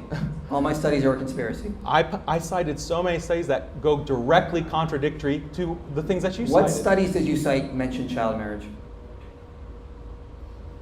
Modern studies on the effects of it today. We'll read them again. The I would like- Anthropology of Childhood by David Lancy. study- Discovery and Invention in the History of Adolescence. History? Journal of Adolescence. Yeah, today is part of history. I'm talking the about a study historical that is progression. You can't get funding to show. Can you get funding to show that child marriage is a great thing? Well, probably, yeah, outside of the U.S. in certain countries, but they all find No, harmful effects. outside of the U.S., you don't have research universities. All of the research universities in the Muslim world, for example, are funded by Western grants. So no, and they're So and you they're think- deputized, and those universities are deputized to push UN standards, Western liberal standards. So you think there is a massive scientific conspiracy to fund institutions around the world to show Do you child think that- marriage is harmful? Do you realize that there are all kinds of research, again, that shows that gender affirming care needs to be given to children at age 4? Yes, and Why that's may you- contested. No, the dominant research shows that you need to give this gender affirming care to children as young as 4. And increasingly, you're not going to find any studies that contradict this. Why? It's because of a conspiracy. 2 reasons. 1, there is research that contests that. And 1, this is a very recent thing. It's not been studied that much. Child marriage has been practiced and studied for decades. We know the effects. You're comparing apples It's to been oranges. taboo. It's been taboo, and it's been illegal for centuries in the West. Yeah, good thing, because of all the harm it causes. No, the harm it causes is also something. It's again the same kind of thing with the harm that's caused by preventing a child from exploring his gender sexuality and gender fluidity. That's the harm that's being caused. Again, you're comparing apples to oranges. No, it's the same exact thing. No. The dominant research today says that it's harmful, and those studies, like the contradictory studies that you're saying, oh no, children shouldn't be exploring their gender at age 4, those are transphobic studies, and they have to be condemned. And those professors that have those studies are being So we pushed should- out of their departments. So you're basically saying it's wrong just to dismiss. Do you think that's study. happening? Do you think that's happening or I'm trying to not? ask you a question, sir. Well, I'm again- asking you a question. again, do you think so that's you the case? think Do you those think there's any studies- pressure? Do you think there's any pressure on professors who say that gender affirming care should not be given to kindergartners? Are they Again- facing any pressure? Yes or Okay, no? So you're basically saying the studies that they're arguing that this is wrong are basically being dismissed as transphobic, and that's bad. You seem to be doing the same thing. You're just dismissing my studies that I said as a Western conspiracy. Why do you get to dismiss all the studies you want as a Western conspiracy, but it's bad to dismiss other studies as transphobic? No, I'm not dismissing those studies. I'm just showing the dynamics within these kinds of departments, within universities, and what you're describing as a conspiracy. Yeah, conspiracies do happen. Things that are socially taboo, like right now there's a new social taboo that you should not prohibit children from exploring their gender fluidity. That is the dominant status quo now, increasingly. And I'm saying that the status quo is sometimes very wrong. Right. Just like there's been a status quo because of Western dominance against child marriage, minor marriage. The mere existence of a conspiracy. Someone like you prefers children to fornicate to their heart's content That's as opposed to get false married. dichotomy, sir. False dichotomy. So let's get that. You're So girls trying to go- say the mere existence of a conspiracy, like the moon landing is a conspiracy, and we all accept the moon landing happened. I mean, we know that's nonsense to deny the moon landing. We know just because there's a mere existence of a conspiracy is not evidence the conspiracy is true. You're just stating there's a conspiracy against child marriage. That doesn't make it magically the case that child marriage is okay. Just like we know the moon landing happened, right? No, I'm just citing because you're making a big point about how there's no studies that show the benefits of child marriage. And I'm Right. saying, yeah, no, duh, No, there because it's actually something are. that is a stigma. It's No, something there that's actually are. illegal. There Huh? are. If you look at the systematic reviews, there are outlier studies. So a lot of times these researchers, if you read a lot of the studies I cited, will say, yeah, there was like 15 studies that showed that child marriage correlates with intimate partner violence, and one found no correlation. So there are studies that always are outside of the outlier. For example, I could cite a meta-analysis right now on religiosity and depression. 444 studies. Okay, 6% actually show a positive correlation between religiosity and depression, but 6% is still the outlier. In these studies, in these reviews, you can find outliers. Every now and then you'll come across a researcher that'll be like, okay, so in this study we found child marriage was mentally harmful in this So then way. it's a wash. But Then it's a wash. Then why are you staking so much of your claim on these studies? You're acknowledging that there are outliers, and you're acknowledging that sometimes it's the outliers that are correct and the dominant status quo is incorrect. you need to show So evidence why are incorrect. My argument wasn't based on showing that there are studies that prove that this is psychologically beneficial. That wasn't my argument. Well, My then why should- argument why should we was accept my child marriage? argument again was that this is a childhood sexuality is a reality. Yeah. Your only response has been abstinence. You should just control yourself until you're 18. Yeah. You think, yeah, so this is a failed model. This does not work. You can't have children, teenagers with raging hormones practice abstinence. That's why we see such high levels of fornication, which according to in the cross-examination is as bad as child marriage. I didn't say it was bad. I said they're both bad. I don't have to give them numbers or ratings. Yeah, you don't want to say which one is worse. That's Because convenient. Again, That's well, convenient. because I'm a virtue ethicist and we don't do that kind of thing. But the point is that you can't condemn fornication that's happening rampantly. Yes, I can. And you have no solution for that kind of child, for that kind of My behavior among solution, children. again, is not putting out a kitchen in the fire by breaking the dam and flooding the neighborhood. What you is don't the solve solution? a problem with a problem. Well, what is? Stop grandstanding and tell us the solution. A better solution would be increased religiosity, more education, more extracurricular What education? activities. Sex education? Education does show that there is a better understanding of sexual activity, and it does prevent the increased sort of fornication of this, because people start making better decisions in their life.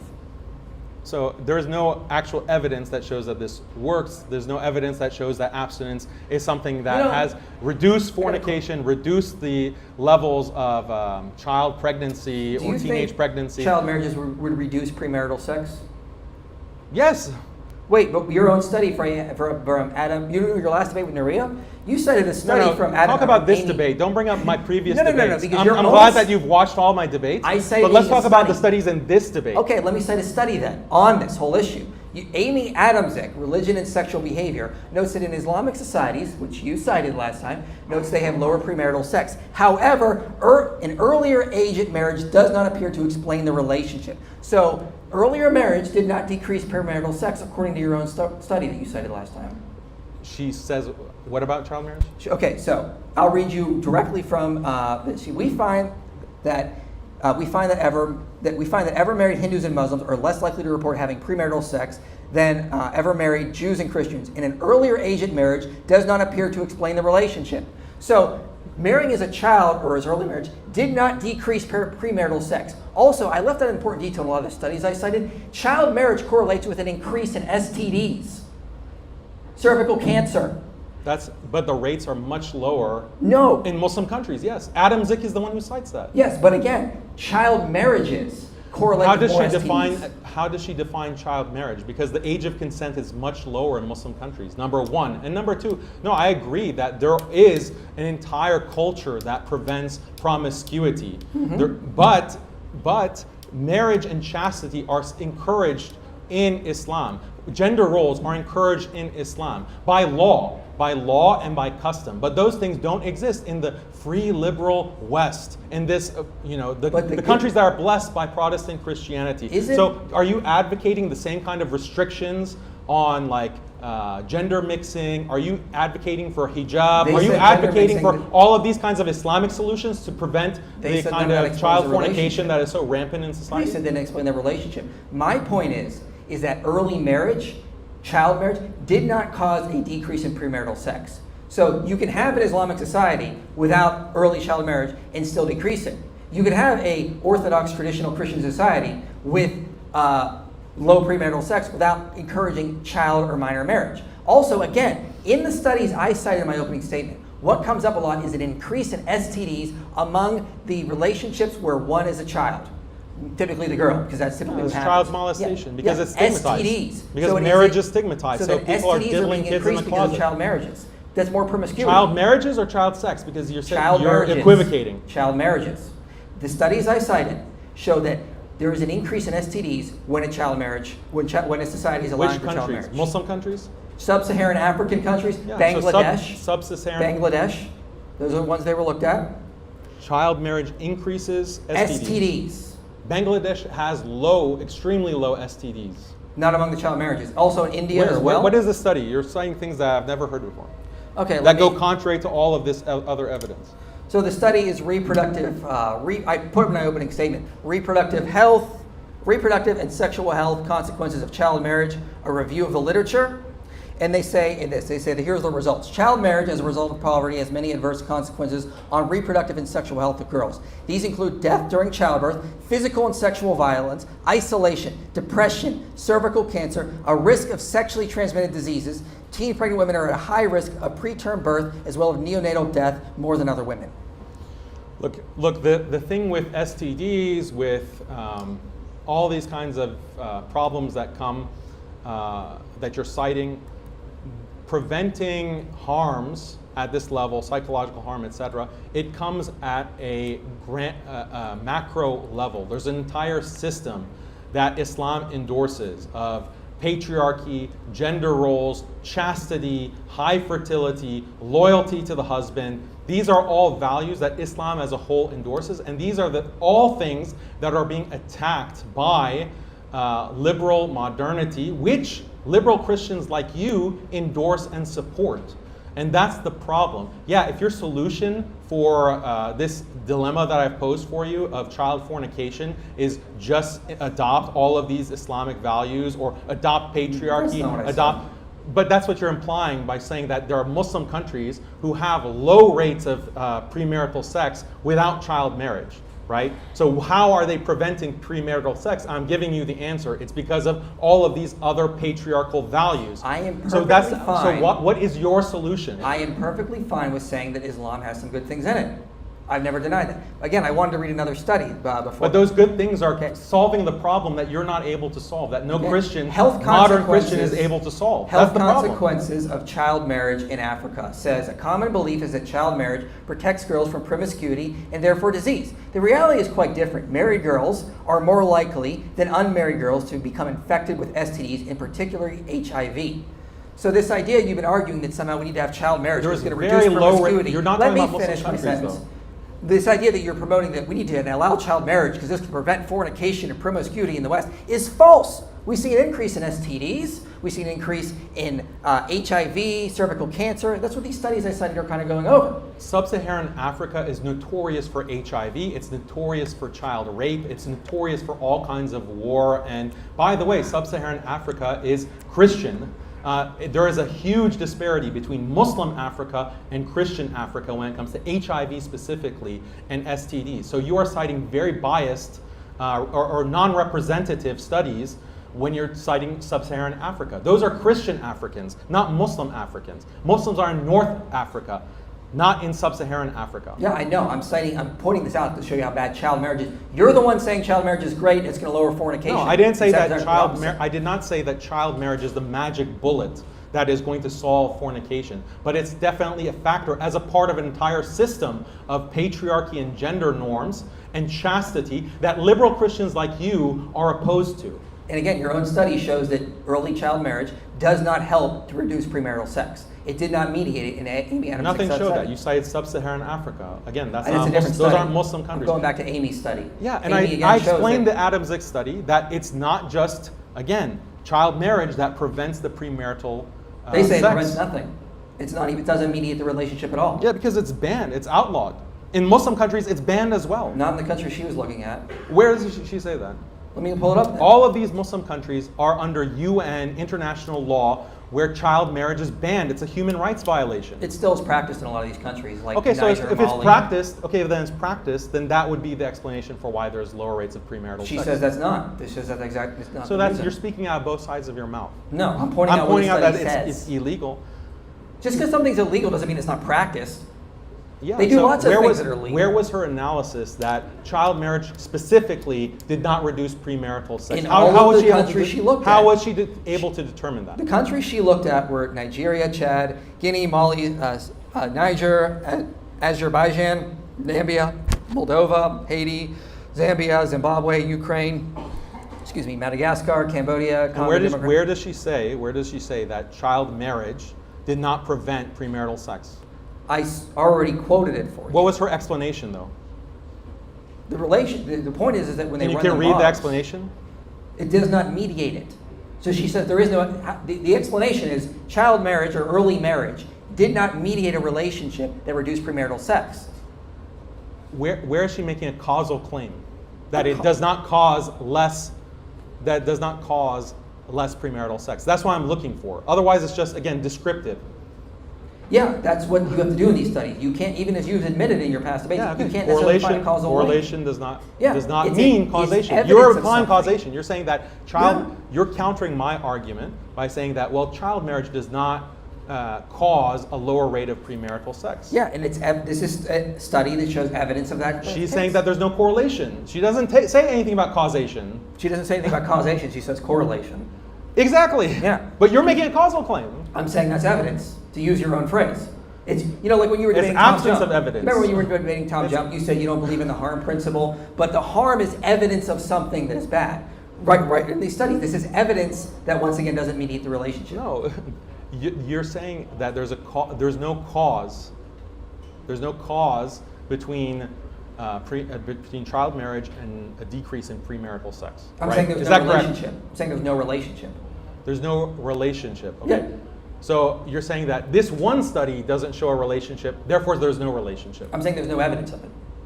Okay. There's no evidence that you know of. Yeah, and you don't have any. You've not provided any. Right. So that my claim, Right, exactly. my claim to you was not regarding the evidence of that or not. My claim was provide a solution. Why? How can you reduce the rates of fornication that you're supposedly so much against? Increase religiosity, more education. Why don't you better just ban parenting. it? Why don't you just ban it? Why don't you just ban You're in favor of fornication? You're in favor of banning child marriage. So why can't you ban fornication for anyone not married? We do. You can't sleep with a minor. It's against the law. It's called statutory rape. No. Between two 10-year-olds. Why can't two 8-year-olds have sex? Are we going to throw 8-year-olds in prison because they can't even consent to each other? Is that your argument? No. Are you in favor of laws that ban two 8-year-olds fornicating?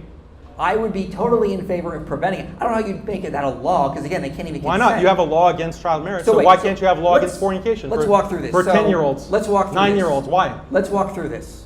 Yeah, let's You want to say, okay, so we're going to ban two 10-year-olds for having sex. What happens if they have sex? They are punished for that. How? There are sanctions. They could serve prison time. I don't know. There's some punishment on the law that makes it illegal. So we're going to throw 9-year-olds Yeah, I know, in it's hard for prison you to imagine. It's hard because for you to they imagine. had But by the way, sex. this is Mosaic law. By the way, this is what Christianity has advocated. By the way, this is what canon law advocated. If two 10-year-olds fornicate, they are punished according to Christian law, according to Mosaic law. This is so hard for you to It imagine. would be quite simple for me to say they should be separated first of all. They should have to go through some sort of rehab type thing where Prison? they learn that they should not be doing this at Juvie? 10. Juvie?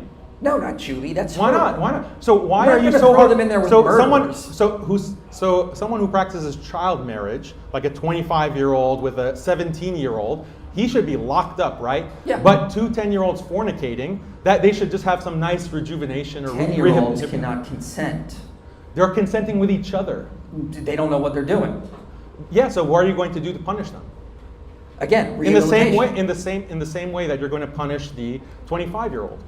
Okay, 25-year-old can consent and knows what he's doing. A That's far 17-year-old different. doesn't know what sex is. At that point, a nation has to be defined by laws, Daniel. We just can't be like, oh, well, this But person you're not is now in fa- mentally you're- mature. you're in Can I favor- finish my thought before you interrupt me? For once, maybe? So once again, we have to be a nation of laws. We cannot just have every single child go to a judge and a medical expert, get a brain exam to know. We know puberty is complete in most people by 17, so the next age we grant is 18. This is a much simpler system. Sure, it comes with trade-offs, but when you're building a political system, there's going to be trade-offs. And so we set the age of consent at 18, age of adulthood at 18, because that's when puberty is complete in almost all individuals. Got just 2 minutes So left. all I heard is a bunch of rambling, but no explanation for what kind of punishments or what kind of laws you would impose to curb fornication amongst children. That's you The haven't debate given is any not kind. what laws No, can it we is. do. The It's debate about is, child can we do sex child marriage. marriage. Yeah, exactly. You're in favor of laws that ban child marriage and have very severe consequences for child marriage. But I asked you about fornication, and you said that that is immoral. You're not going to say if it's more or less immoral than child marriage, by the way. But I'm asking you what kind of laws would be parallel to prohibit fornication and curb that problem. Okay, I think adultery is wrong, but I don't think it should be illegal because. Then it's why is hard- child marriage? Why do you think child marriage should be illegal? Because you're harming a child, as I explained in my opening statement. Are two children fornicating harming each other? Yes, they are, but they don't know what they're doing because they can't consent. So how do you curb that? How do you create a stigma about that? How do 30 you seconds. make it illegal? How do we make it illegal? You don't. You want to have a we teach that it's wrong. laissez-faire attitude about fornication, You keep wanting to but you debate want the effects hammer of the and not law. actually what child you want the marriage is. hammer of the law for child marriage, but fornication is something that it's unfortunate, but these are kids. They don't know what they're doing. Yeah, kids do. That's most of the time don't know what they're That's doing. inconsistent. Like No, that's the kids problem. don't know what they're doing. That's the way kids typically are, and that's why we Kids help know to what train sex them and grow is. them up. Kids know- Rehabilitation is much better for this Kids kind of thing We have than to throwing them move- in prison like they're adults or like they're committed murder or Gentlemen, something. we have to move into the 5-minute closing statements. We'll start with Mike. These are closing statements, folks, so if you have a question, get ready. In 10 minutes, we'll start the Q&A. Mike, I've got it set for 5 minutes. The floor is all yours. Okay, so it appears that we have seen no evidence that child marriage is moral or should be permissible by any standard. Everything we've just heard tonight is, well, I've seen people in the past do it. A lot of people in the past did it, therefore it should be okay. That was most of the evidence of what I've seen him give. I've seen no evidence to say that it should be allowed based on any data. Once again, child marriage leads to all sorts of harmful things. Leads to all sorts of psychiatric problems for these girls. They develop depression, isolation, anxiety, loss of identity. They develop all sorts of psychiatric issues that stay with them for life when they're forced into these situations. They also increase the likelihood of divorce because while your brain is developing, you're becoming someone new constantly until you're about 25 or so. This is why we see divorce rates stagger and basically drop to their lowest level between the ages of 25 and 30. Prior to that, they slowly increase back up. And when you're in your teens, you're very likely to get divorced if you marry that point. If we actually want to favor decreasing divorce, we should be outlawing child marriage because the data is quite clear on this, and it's across the cultures. We also see evidence that child marriages lead to all sorts of physical problems. Daniel tried to argue that, yeah, well, women over 40 have these issues as well. Again, if you go to a doctor over 40 and the doctor says, hey, you probably shouldn't have any more children, you could have some serious issues, then you probably shouldn't have a child. All right, that's quite that simple. I can be consistent and disagree with that. The difference is when you're under these ages, it is quite clear that you also have all these psychiatric issues. Your pelvic bones have not reached the point where you're good at delivering children. And even early medical writers like Cyrannus of Ephesus noted this. Okay, child marriage is extremely harmful mentally, emotionally, and physically for these girls. There's a reason why we're outlawing. It's not some vast conspiracy. Okay? It's because medical experts routinely, in country after country, come out and say, this is harmful. We've conducted studies and interviews and psychiatric evaluations of these girls in India, Africa, Southeast Asia, throughout the Middle East. This always leads to harms one way or another. There are outlier studies, no doubt. So if there was some vast conspiracy, why are there outlier studies? Okay, Christianity is vehemently opposed to the practice of child marriage. He brought up the fact that Jesus never condemned it. Well, Jesus never condemned boiling cats. Okay, but we can still arrive at the conclusion that's probably wrong. Christianity is not like Islam. It lays down principles for us to be guided by. It doesn't have to give us an entire list of every do and don't. Okay, Bible is clear. The way you fulfill the law is by loving one another. Okay, we now know from the data child marriage is harmful. So guess what? It's wrong. And a Muslim should know about the fallacy of presentism. Just because people in the past may not have known how harmful it was, okay, just like they didn't know that using leeches to try to cure diseases was wrong, does not mean we necessarily condemn them. We can still say it was wrong, they just had a lack of information. Christianity, according to experts like Robert Woodbury, Tom Holland, Rodney Stark, is responsible for a ton of scientific, moral progress that has led us into the future. It's constantly saying, let's study the science, find out what's best for society. Okay, for some reason, when I'm debating Muslim apologists, they want to drag us back to the 7th century and leave us with the ethics there. Christianity wants to take us into the future, Islam wants to take us into the past. Now, I can agree there are a lot of harmful things about modern Western secular society. But we do not solve a problem with a worse problem. We're not going to replace the liberal dystopia we're in with Handmaid's Tale, Islam style. That would just be a worse or equally bad dystopia. Child marriage is harmful. And trying to solve problems in society, like kids sometimes fool around with each other, by instituting something we know to be intently and innately harmful, according to every expert, then that's not the solution. That would just be another problem we have to deal with. It's quite clear we have seen no evidence that child marriage increases virtue, helps young girls to flourish. It leads to all types of harm, all types of issues that ruin these girls for life. Any educated society will outlaw child marriages if you care about your population. You're not going to install a Handmaid's Tale dystopia where children are forced into these marriages, suffer from psychiatric problems, which they then pass on to their children. Because the evidence, once again, as I cited, shows that they lead to complications when raising their own children. There's a reason why every medical expert agrees with me up here and not with Daniel. The evidence is abundantly clear. And I barely scratched the surface. There are dozens of other studies I could have cited, but I don't have the time. There's just so much evidence that this is harmful.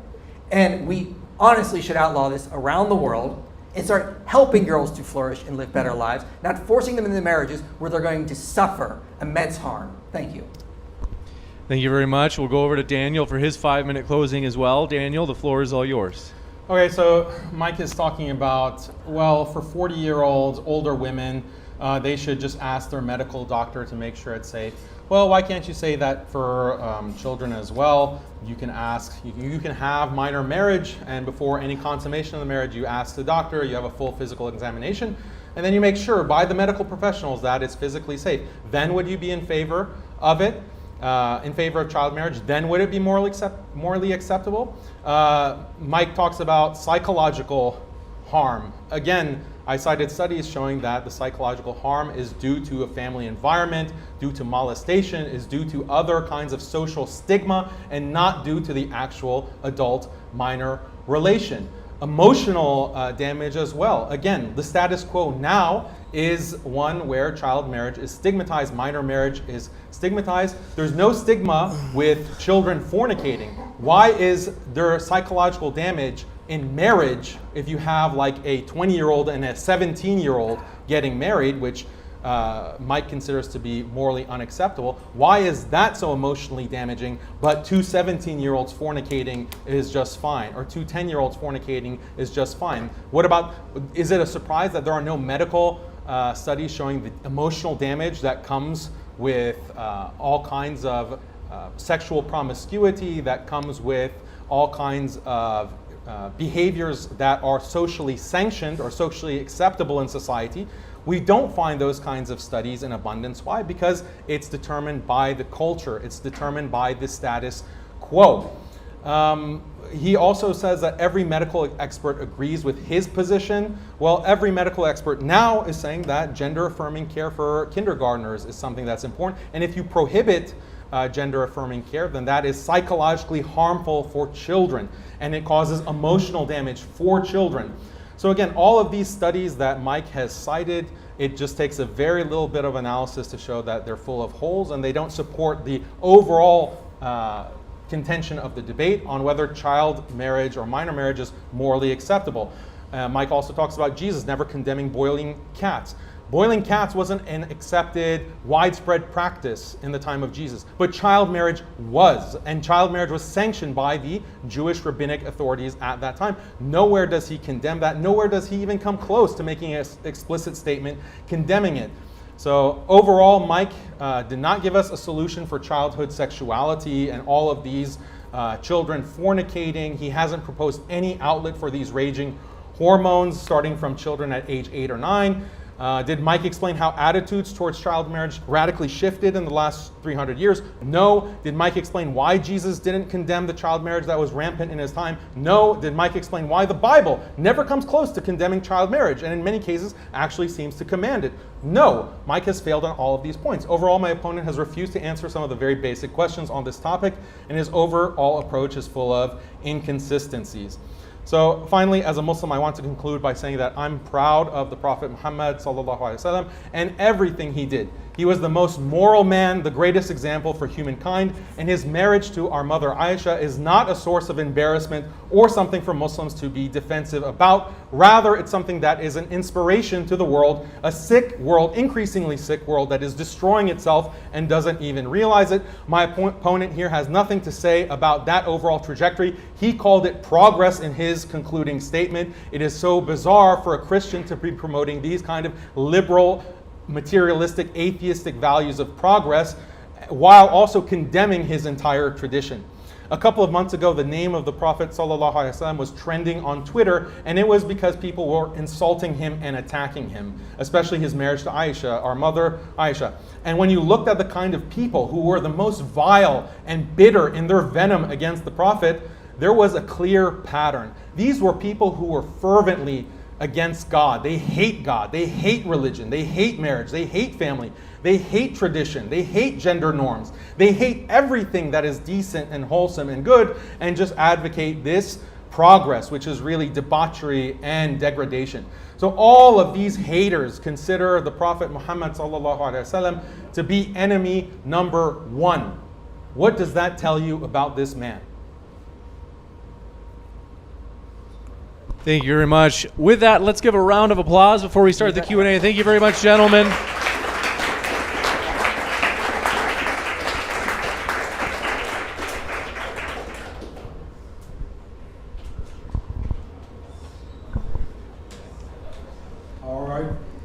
All righty, ladies and gentlemen, if you'll queue up here for the Q&A, reminder again, please hold the microphone close to your mouth. I will hold the microphone with the cord for the stream. You will hold the microphone for in here. Keep it close to your mouth. Make sure you're asking a question, not making a lengthy statement or anything like that, and we will get you through this. So first person, come on down, stand on the table. So when Muhammad married Aisha, right, the Abu Bakr actually resisted, saying that you are my brother. And then when Muhammad said, it's the will of Allah, he agrees, right? And after that, Umar and Abu Bakr actually proposed marriage to Fatima, the daughter of Muhammad, right? He says too young. She's too young. So don't you think that Muhammad was worried about his own daughter, versus when it came to Aisha, he just went ahead and did it? No, I don't think there's any such implication. You have different levels of maturity amongst girls who even might be the same age. So saying that, well, oh, my daughter is too young, but another girl is not too young, that's not an inconsistency there. Alrighty, so in Genesis 24, verse 19, it says about Rebekah, the 3-year-old. When she had given him a drink, she said, I'll draw water for your camels too until they've had enough to drink. So she quickly emptied her jug into the watering trough and ran back to draw water for the camels. She then says a little later, I'm the daughter of Bethuel. She replied, my grandparents are Nahor and Milcah. Yes, we have plenty of straw and feed for the camels, and we have room for guests. Correct me if I'm wrong, that's a really lucid 3-year-old. So my question is, have you ever met a 3-year-old? Yes, I have a 3-year-old, or I did 2 years ago, when I was 5. So yeah, I understand that ages can vary, maturity can vary across time, but the point is what is established by the Talmud and by Jewish law. And so their interpretation of those verses are what they are, so you'd have to argue with them and argue with those rabbis. Obviously with modern interpretation, they want to try to explain that away, but I don't find that very compelling, but others may disagree. So, may I? So Rebekah being 3 years old is church tradition, not something that is like fully backed by Scripture. Well, what do you mean by backs by Scripture? Because when you have whatever interpretation, and anyone 800 years or 1800 years after purported revelation can come and say, actually, I don't agree that this age was 3, or I think the minimum age of marriage is based on this passage, which seems to indicate breast development. And okay, if that's your understanding of what is backed by Scripture, then yeah, I agree. You're going to be hard pressed to agree with. You'll be hard pressed to find any pre-modern position that is backed by Scripture. So it says later on in Genesis that she covers her head. Most 3-year-olds did not. In fact, I can't find any 3-year-old that would cover their head. If they were married, then that would be the law, that they have to cover their head. So that's begging the question. Fair enough. Thank you.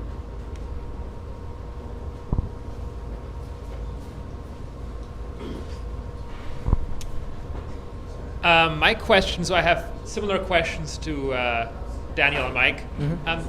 To Daniel, as one of the evils you mentioned that are brought about by the lack of child marriage was masturbation, and I specifically want to ask about non-porn masturbation. So you seem to imply that non-porn masturbation is sort of clearly worse than child marriage, and it's an evil that must be eradicated by child marriage. I'd like you to expand on that point, if I got it correctly. And for Mike, similar question. I'm assuming you're also against non-porn masturbation in adolescence.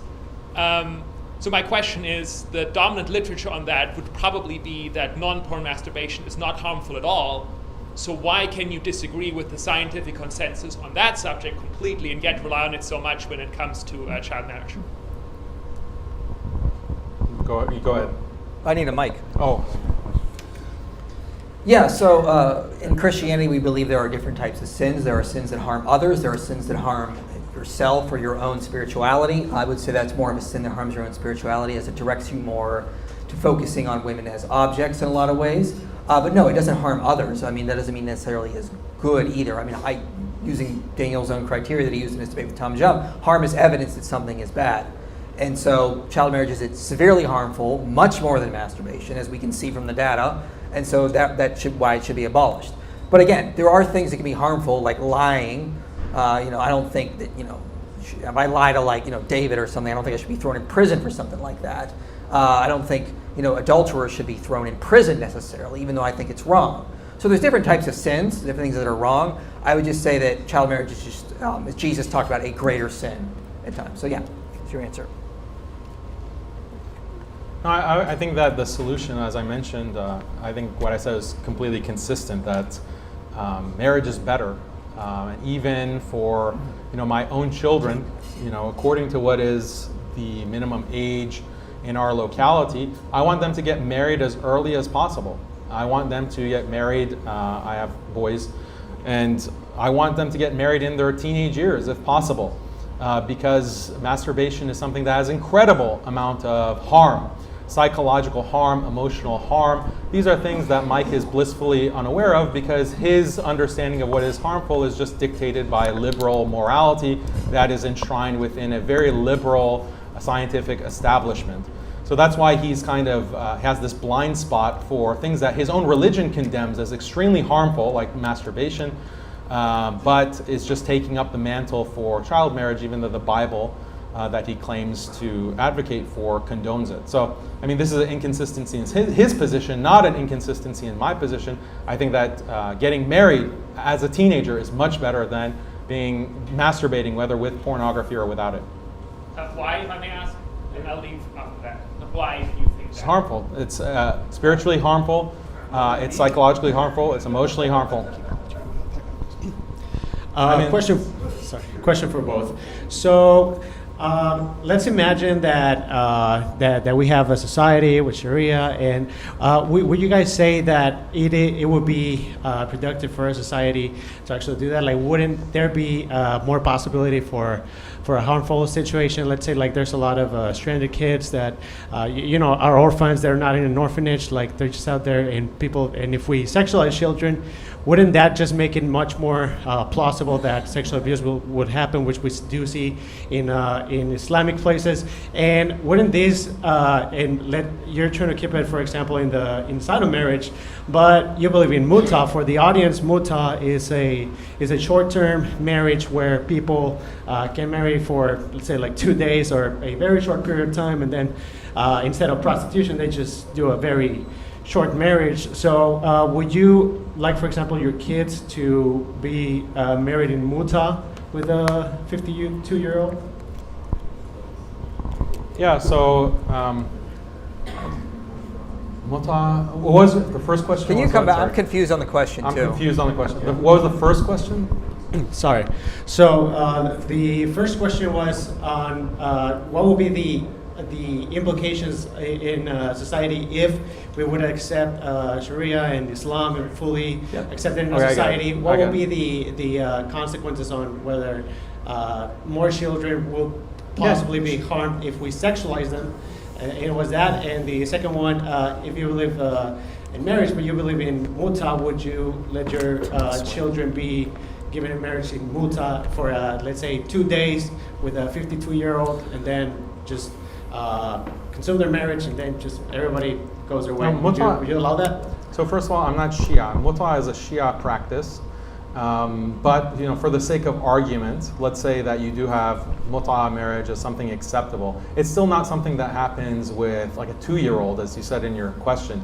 Marriage is with parental consent when you have a minor or someone who hasn't gone through puberty. So that muta wouldn't even apply to a 2-year-old. In my example, I said some children are orphans, so their guardian, it doesn't matter. Like their guardian or parent or guardian. Not in an orphanage, so they're just stranded kids in some Islamic states. There's a lot of pedophilia in some Islamic states of kids that don't have parents. So that would, just having sex with a child. Can they marry if they don't have any legal? You're just adding more questions. So the thing is that kind of sex that's allowed is only within the bounds of marriage or concubinage. So that's something that does not, you can't mix that with muta. Muta is a different practice and it's for Shia, not for Sunnis. And the second question, so yeah, you'd have more child marriage, and so there would be less of these kinds of degenerate practices that we find with children fornicating right, left, and center. And the second question, yeah, so I think I answered both questions.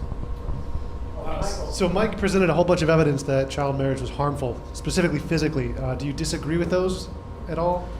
I explained in my in the rebuttal, I explained that there is a likelihood or a chance of harm in any kind of sexual interaction. So, for example, mortality. Yeah, there is slightly higher mortality for children if they're having sex at, say, age 10. That's happening regardless without marriage. No one seems to have a problem with 10-year-olds fornicating. It's only a problem if if the person that they're fornicating with is 1 day over 18 as opposed to 1 day younger than 18. So you and Mike, you have no problem, or especially you as an atheist, have no problem with a 17-year-old fornicating with a 10-year-old. It's legal. You're not advocating for that to be illegal. The thing is that 17-year-old is below the age of... Okay, change a 13-year-old with a 10-year-old. Like, it's not illegal. They're within the age of consent. So, statutory rape is when you're over the age of consent, having sex with someone under the age of consent. High schoolers, you can have a high schooler, a senior, fornicating with a freshman. It's not illegal. So people need to get familiar with the law. The thing is that you have that kind of fornication that is completely allowed, that's completely permissible within the law, and you atheists have no objection to it. If you want to talk about likelihood of medical harm, there's all kinds of medical harm associated with homosexuality. With sodomy, there's all kinds of harm associated with this gender-affirming care. There's all kinds of harm associated with women over a certain age having sex. You have no kind of condemnation or moral argument that because of this likelihood of harm, those should all be banned, those should all be considered unacceptable. You have nothing to say about those kinds of sexual practices that have medical harm because you're not actually guided. Your morality is not guided by an objective evaluation of health and harm. It's just determined by these social stigmas, by a liberal status quo that has been created in the past 300 years. All right, as a reminder to the audience, please keep your comments to yourself unless you're up here at the microphone. If you want to ask a question or debate it, come up and ask a short and pithy question that they can answer. Do not do it from the audience. When it comes to the marriage of a very young girl, does the girl's consent matter at all, or is it only her father's? So there is the parent giving consent. So within certain schools of thought, if she comes of puberty and then she decides that she does not want to stay in the marriage, then some schools of thought within Islamic law give her the option to leave that marriage. It's a complicated legal scenario, but yeah. So I mean, I don't have like a position that I'm saying this is the Islamic position. I'm just saying that within Islam, there's a diversity amongst the classical scholars on that specific issue. So I'm not going to comment on Islamic law. I just All want to right, comment on folks. something in general. We're a little bit over All right, yeah. time, so what we're going to do is we're going to get to that intermission, and then we'll come back with our final debate. We want to give one final applause. Thanks so much, Mike and Daniel. It's been a true pleasure.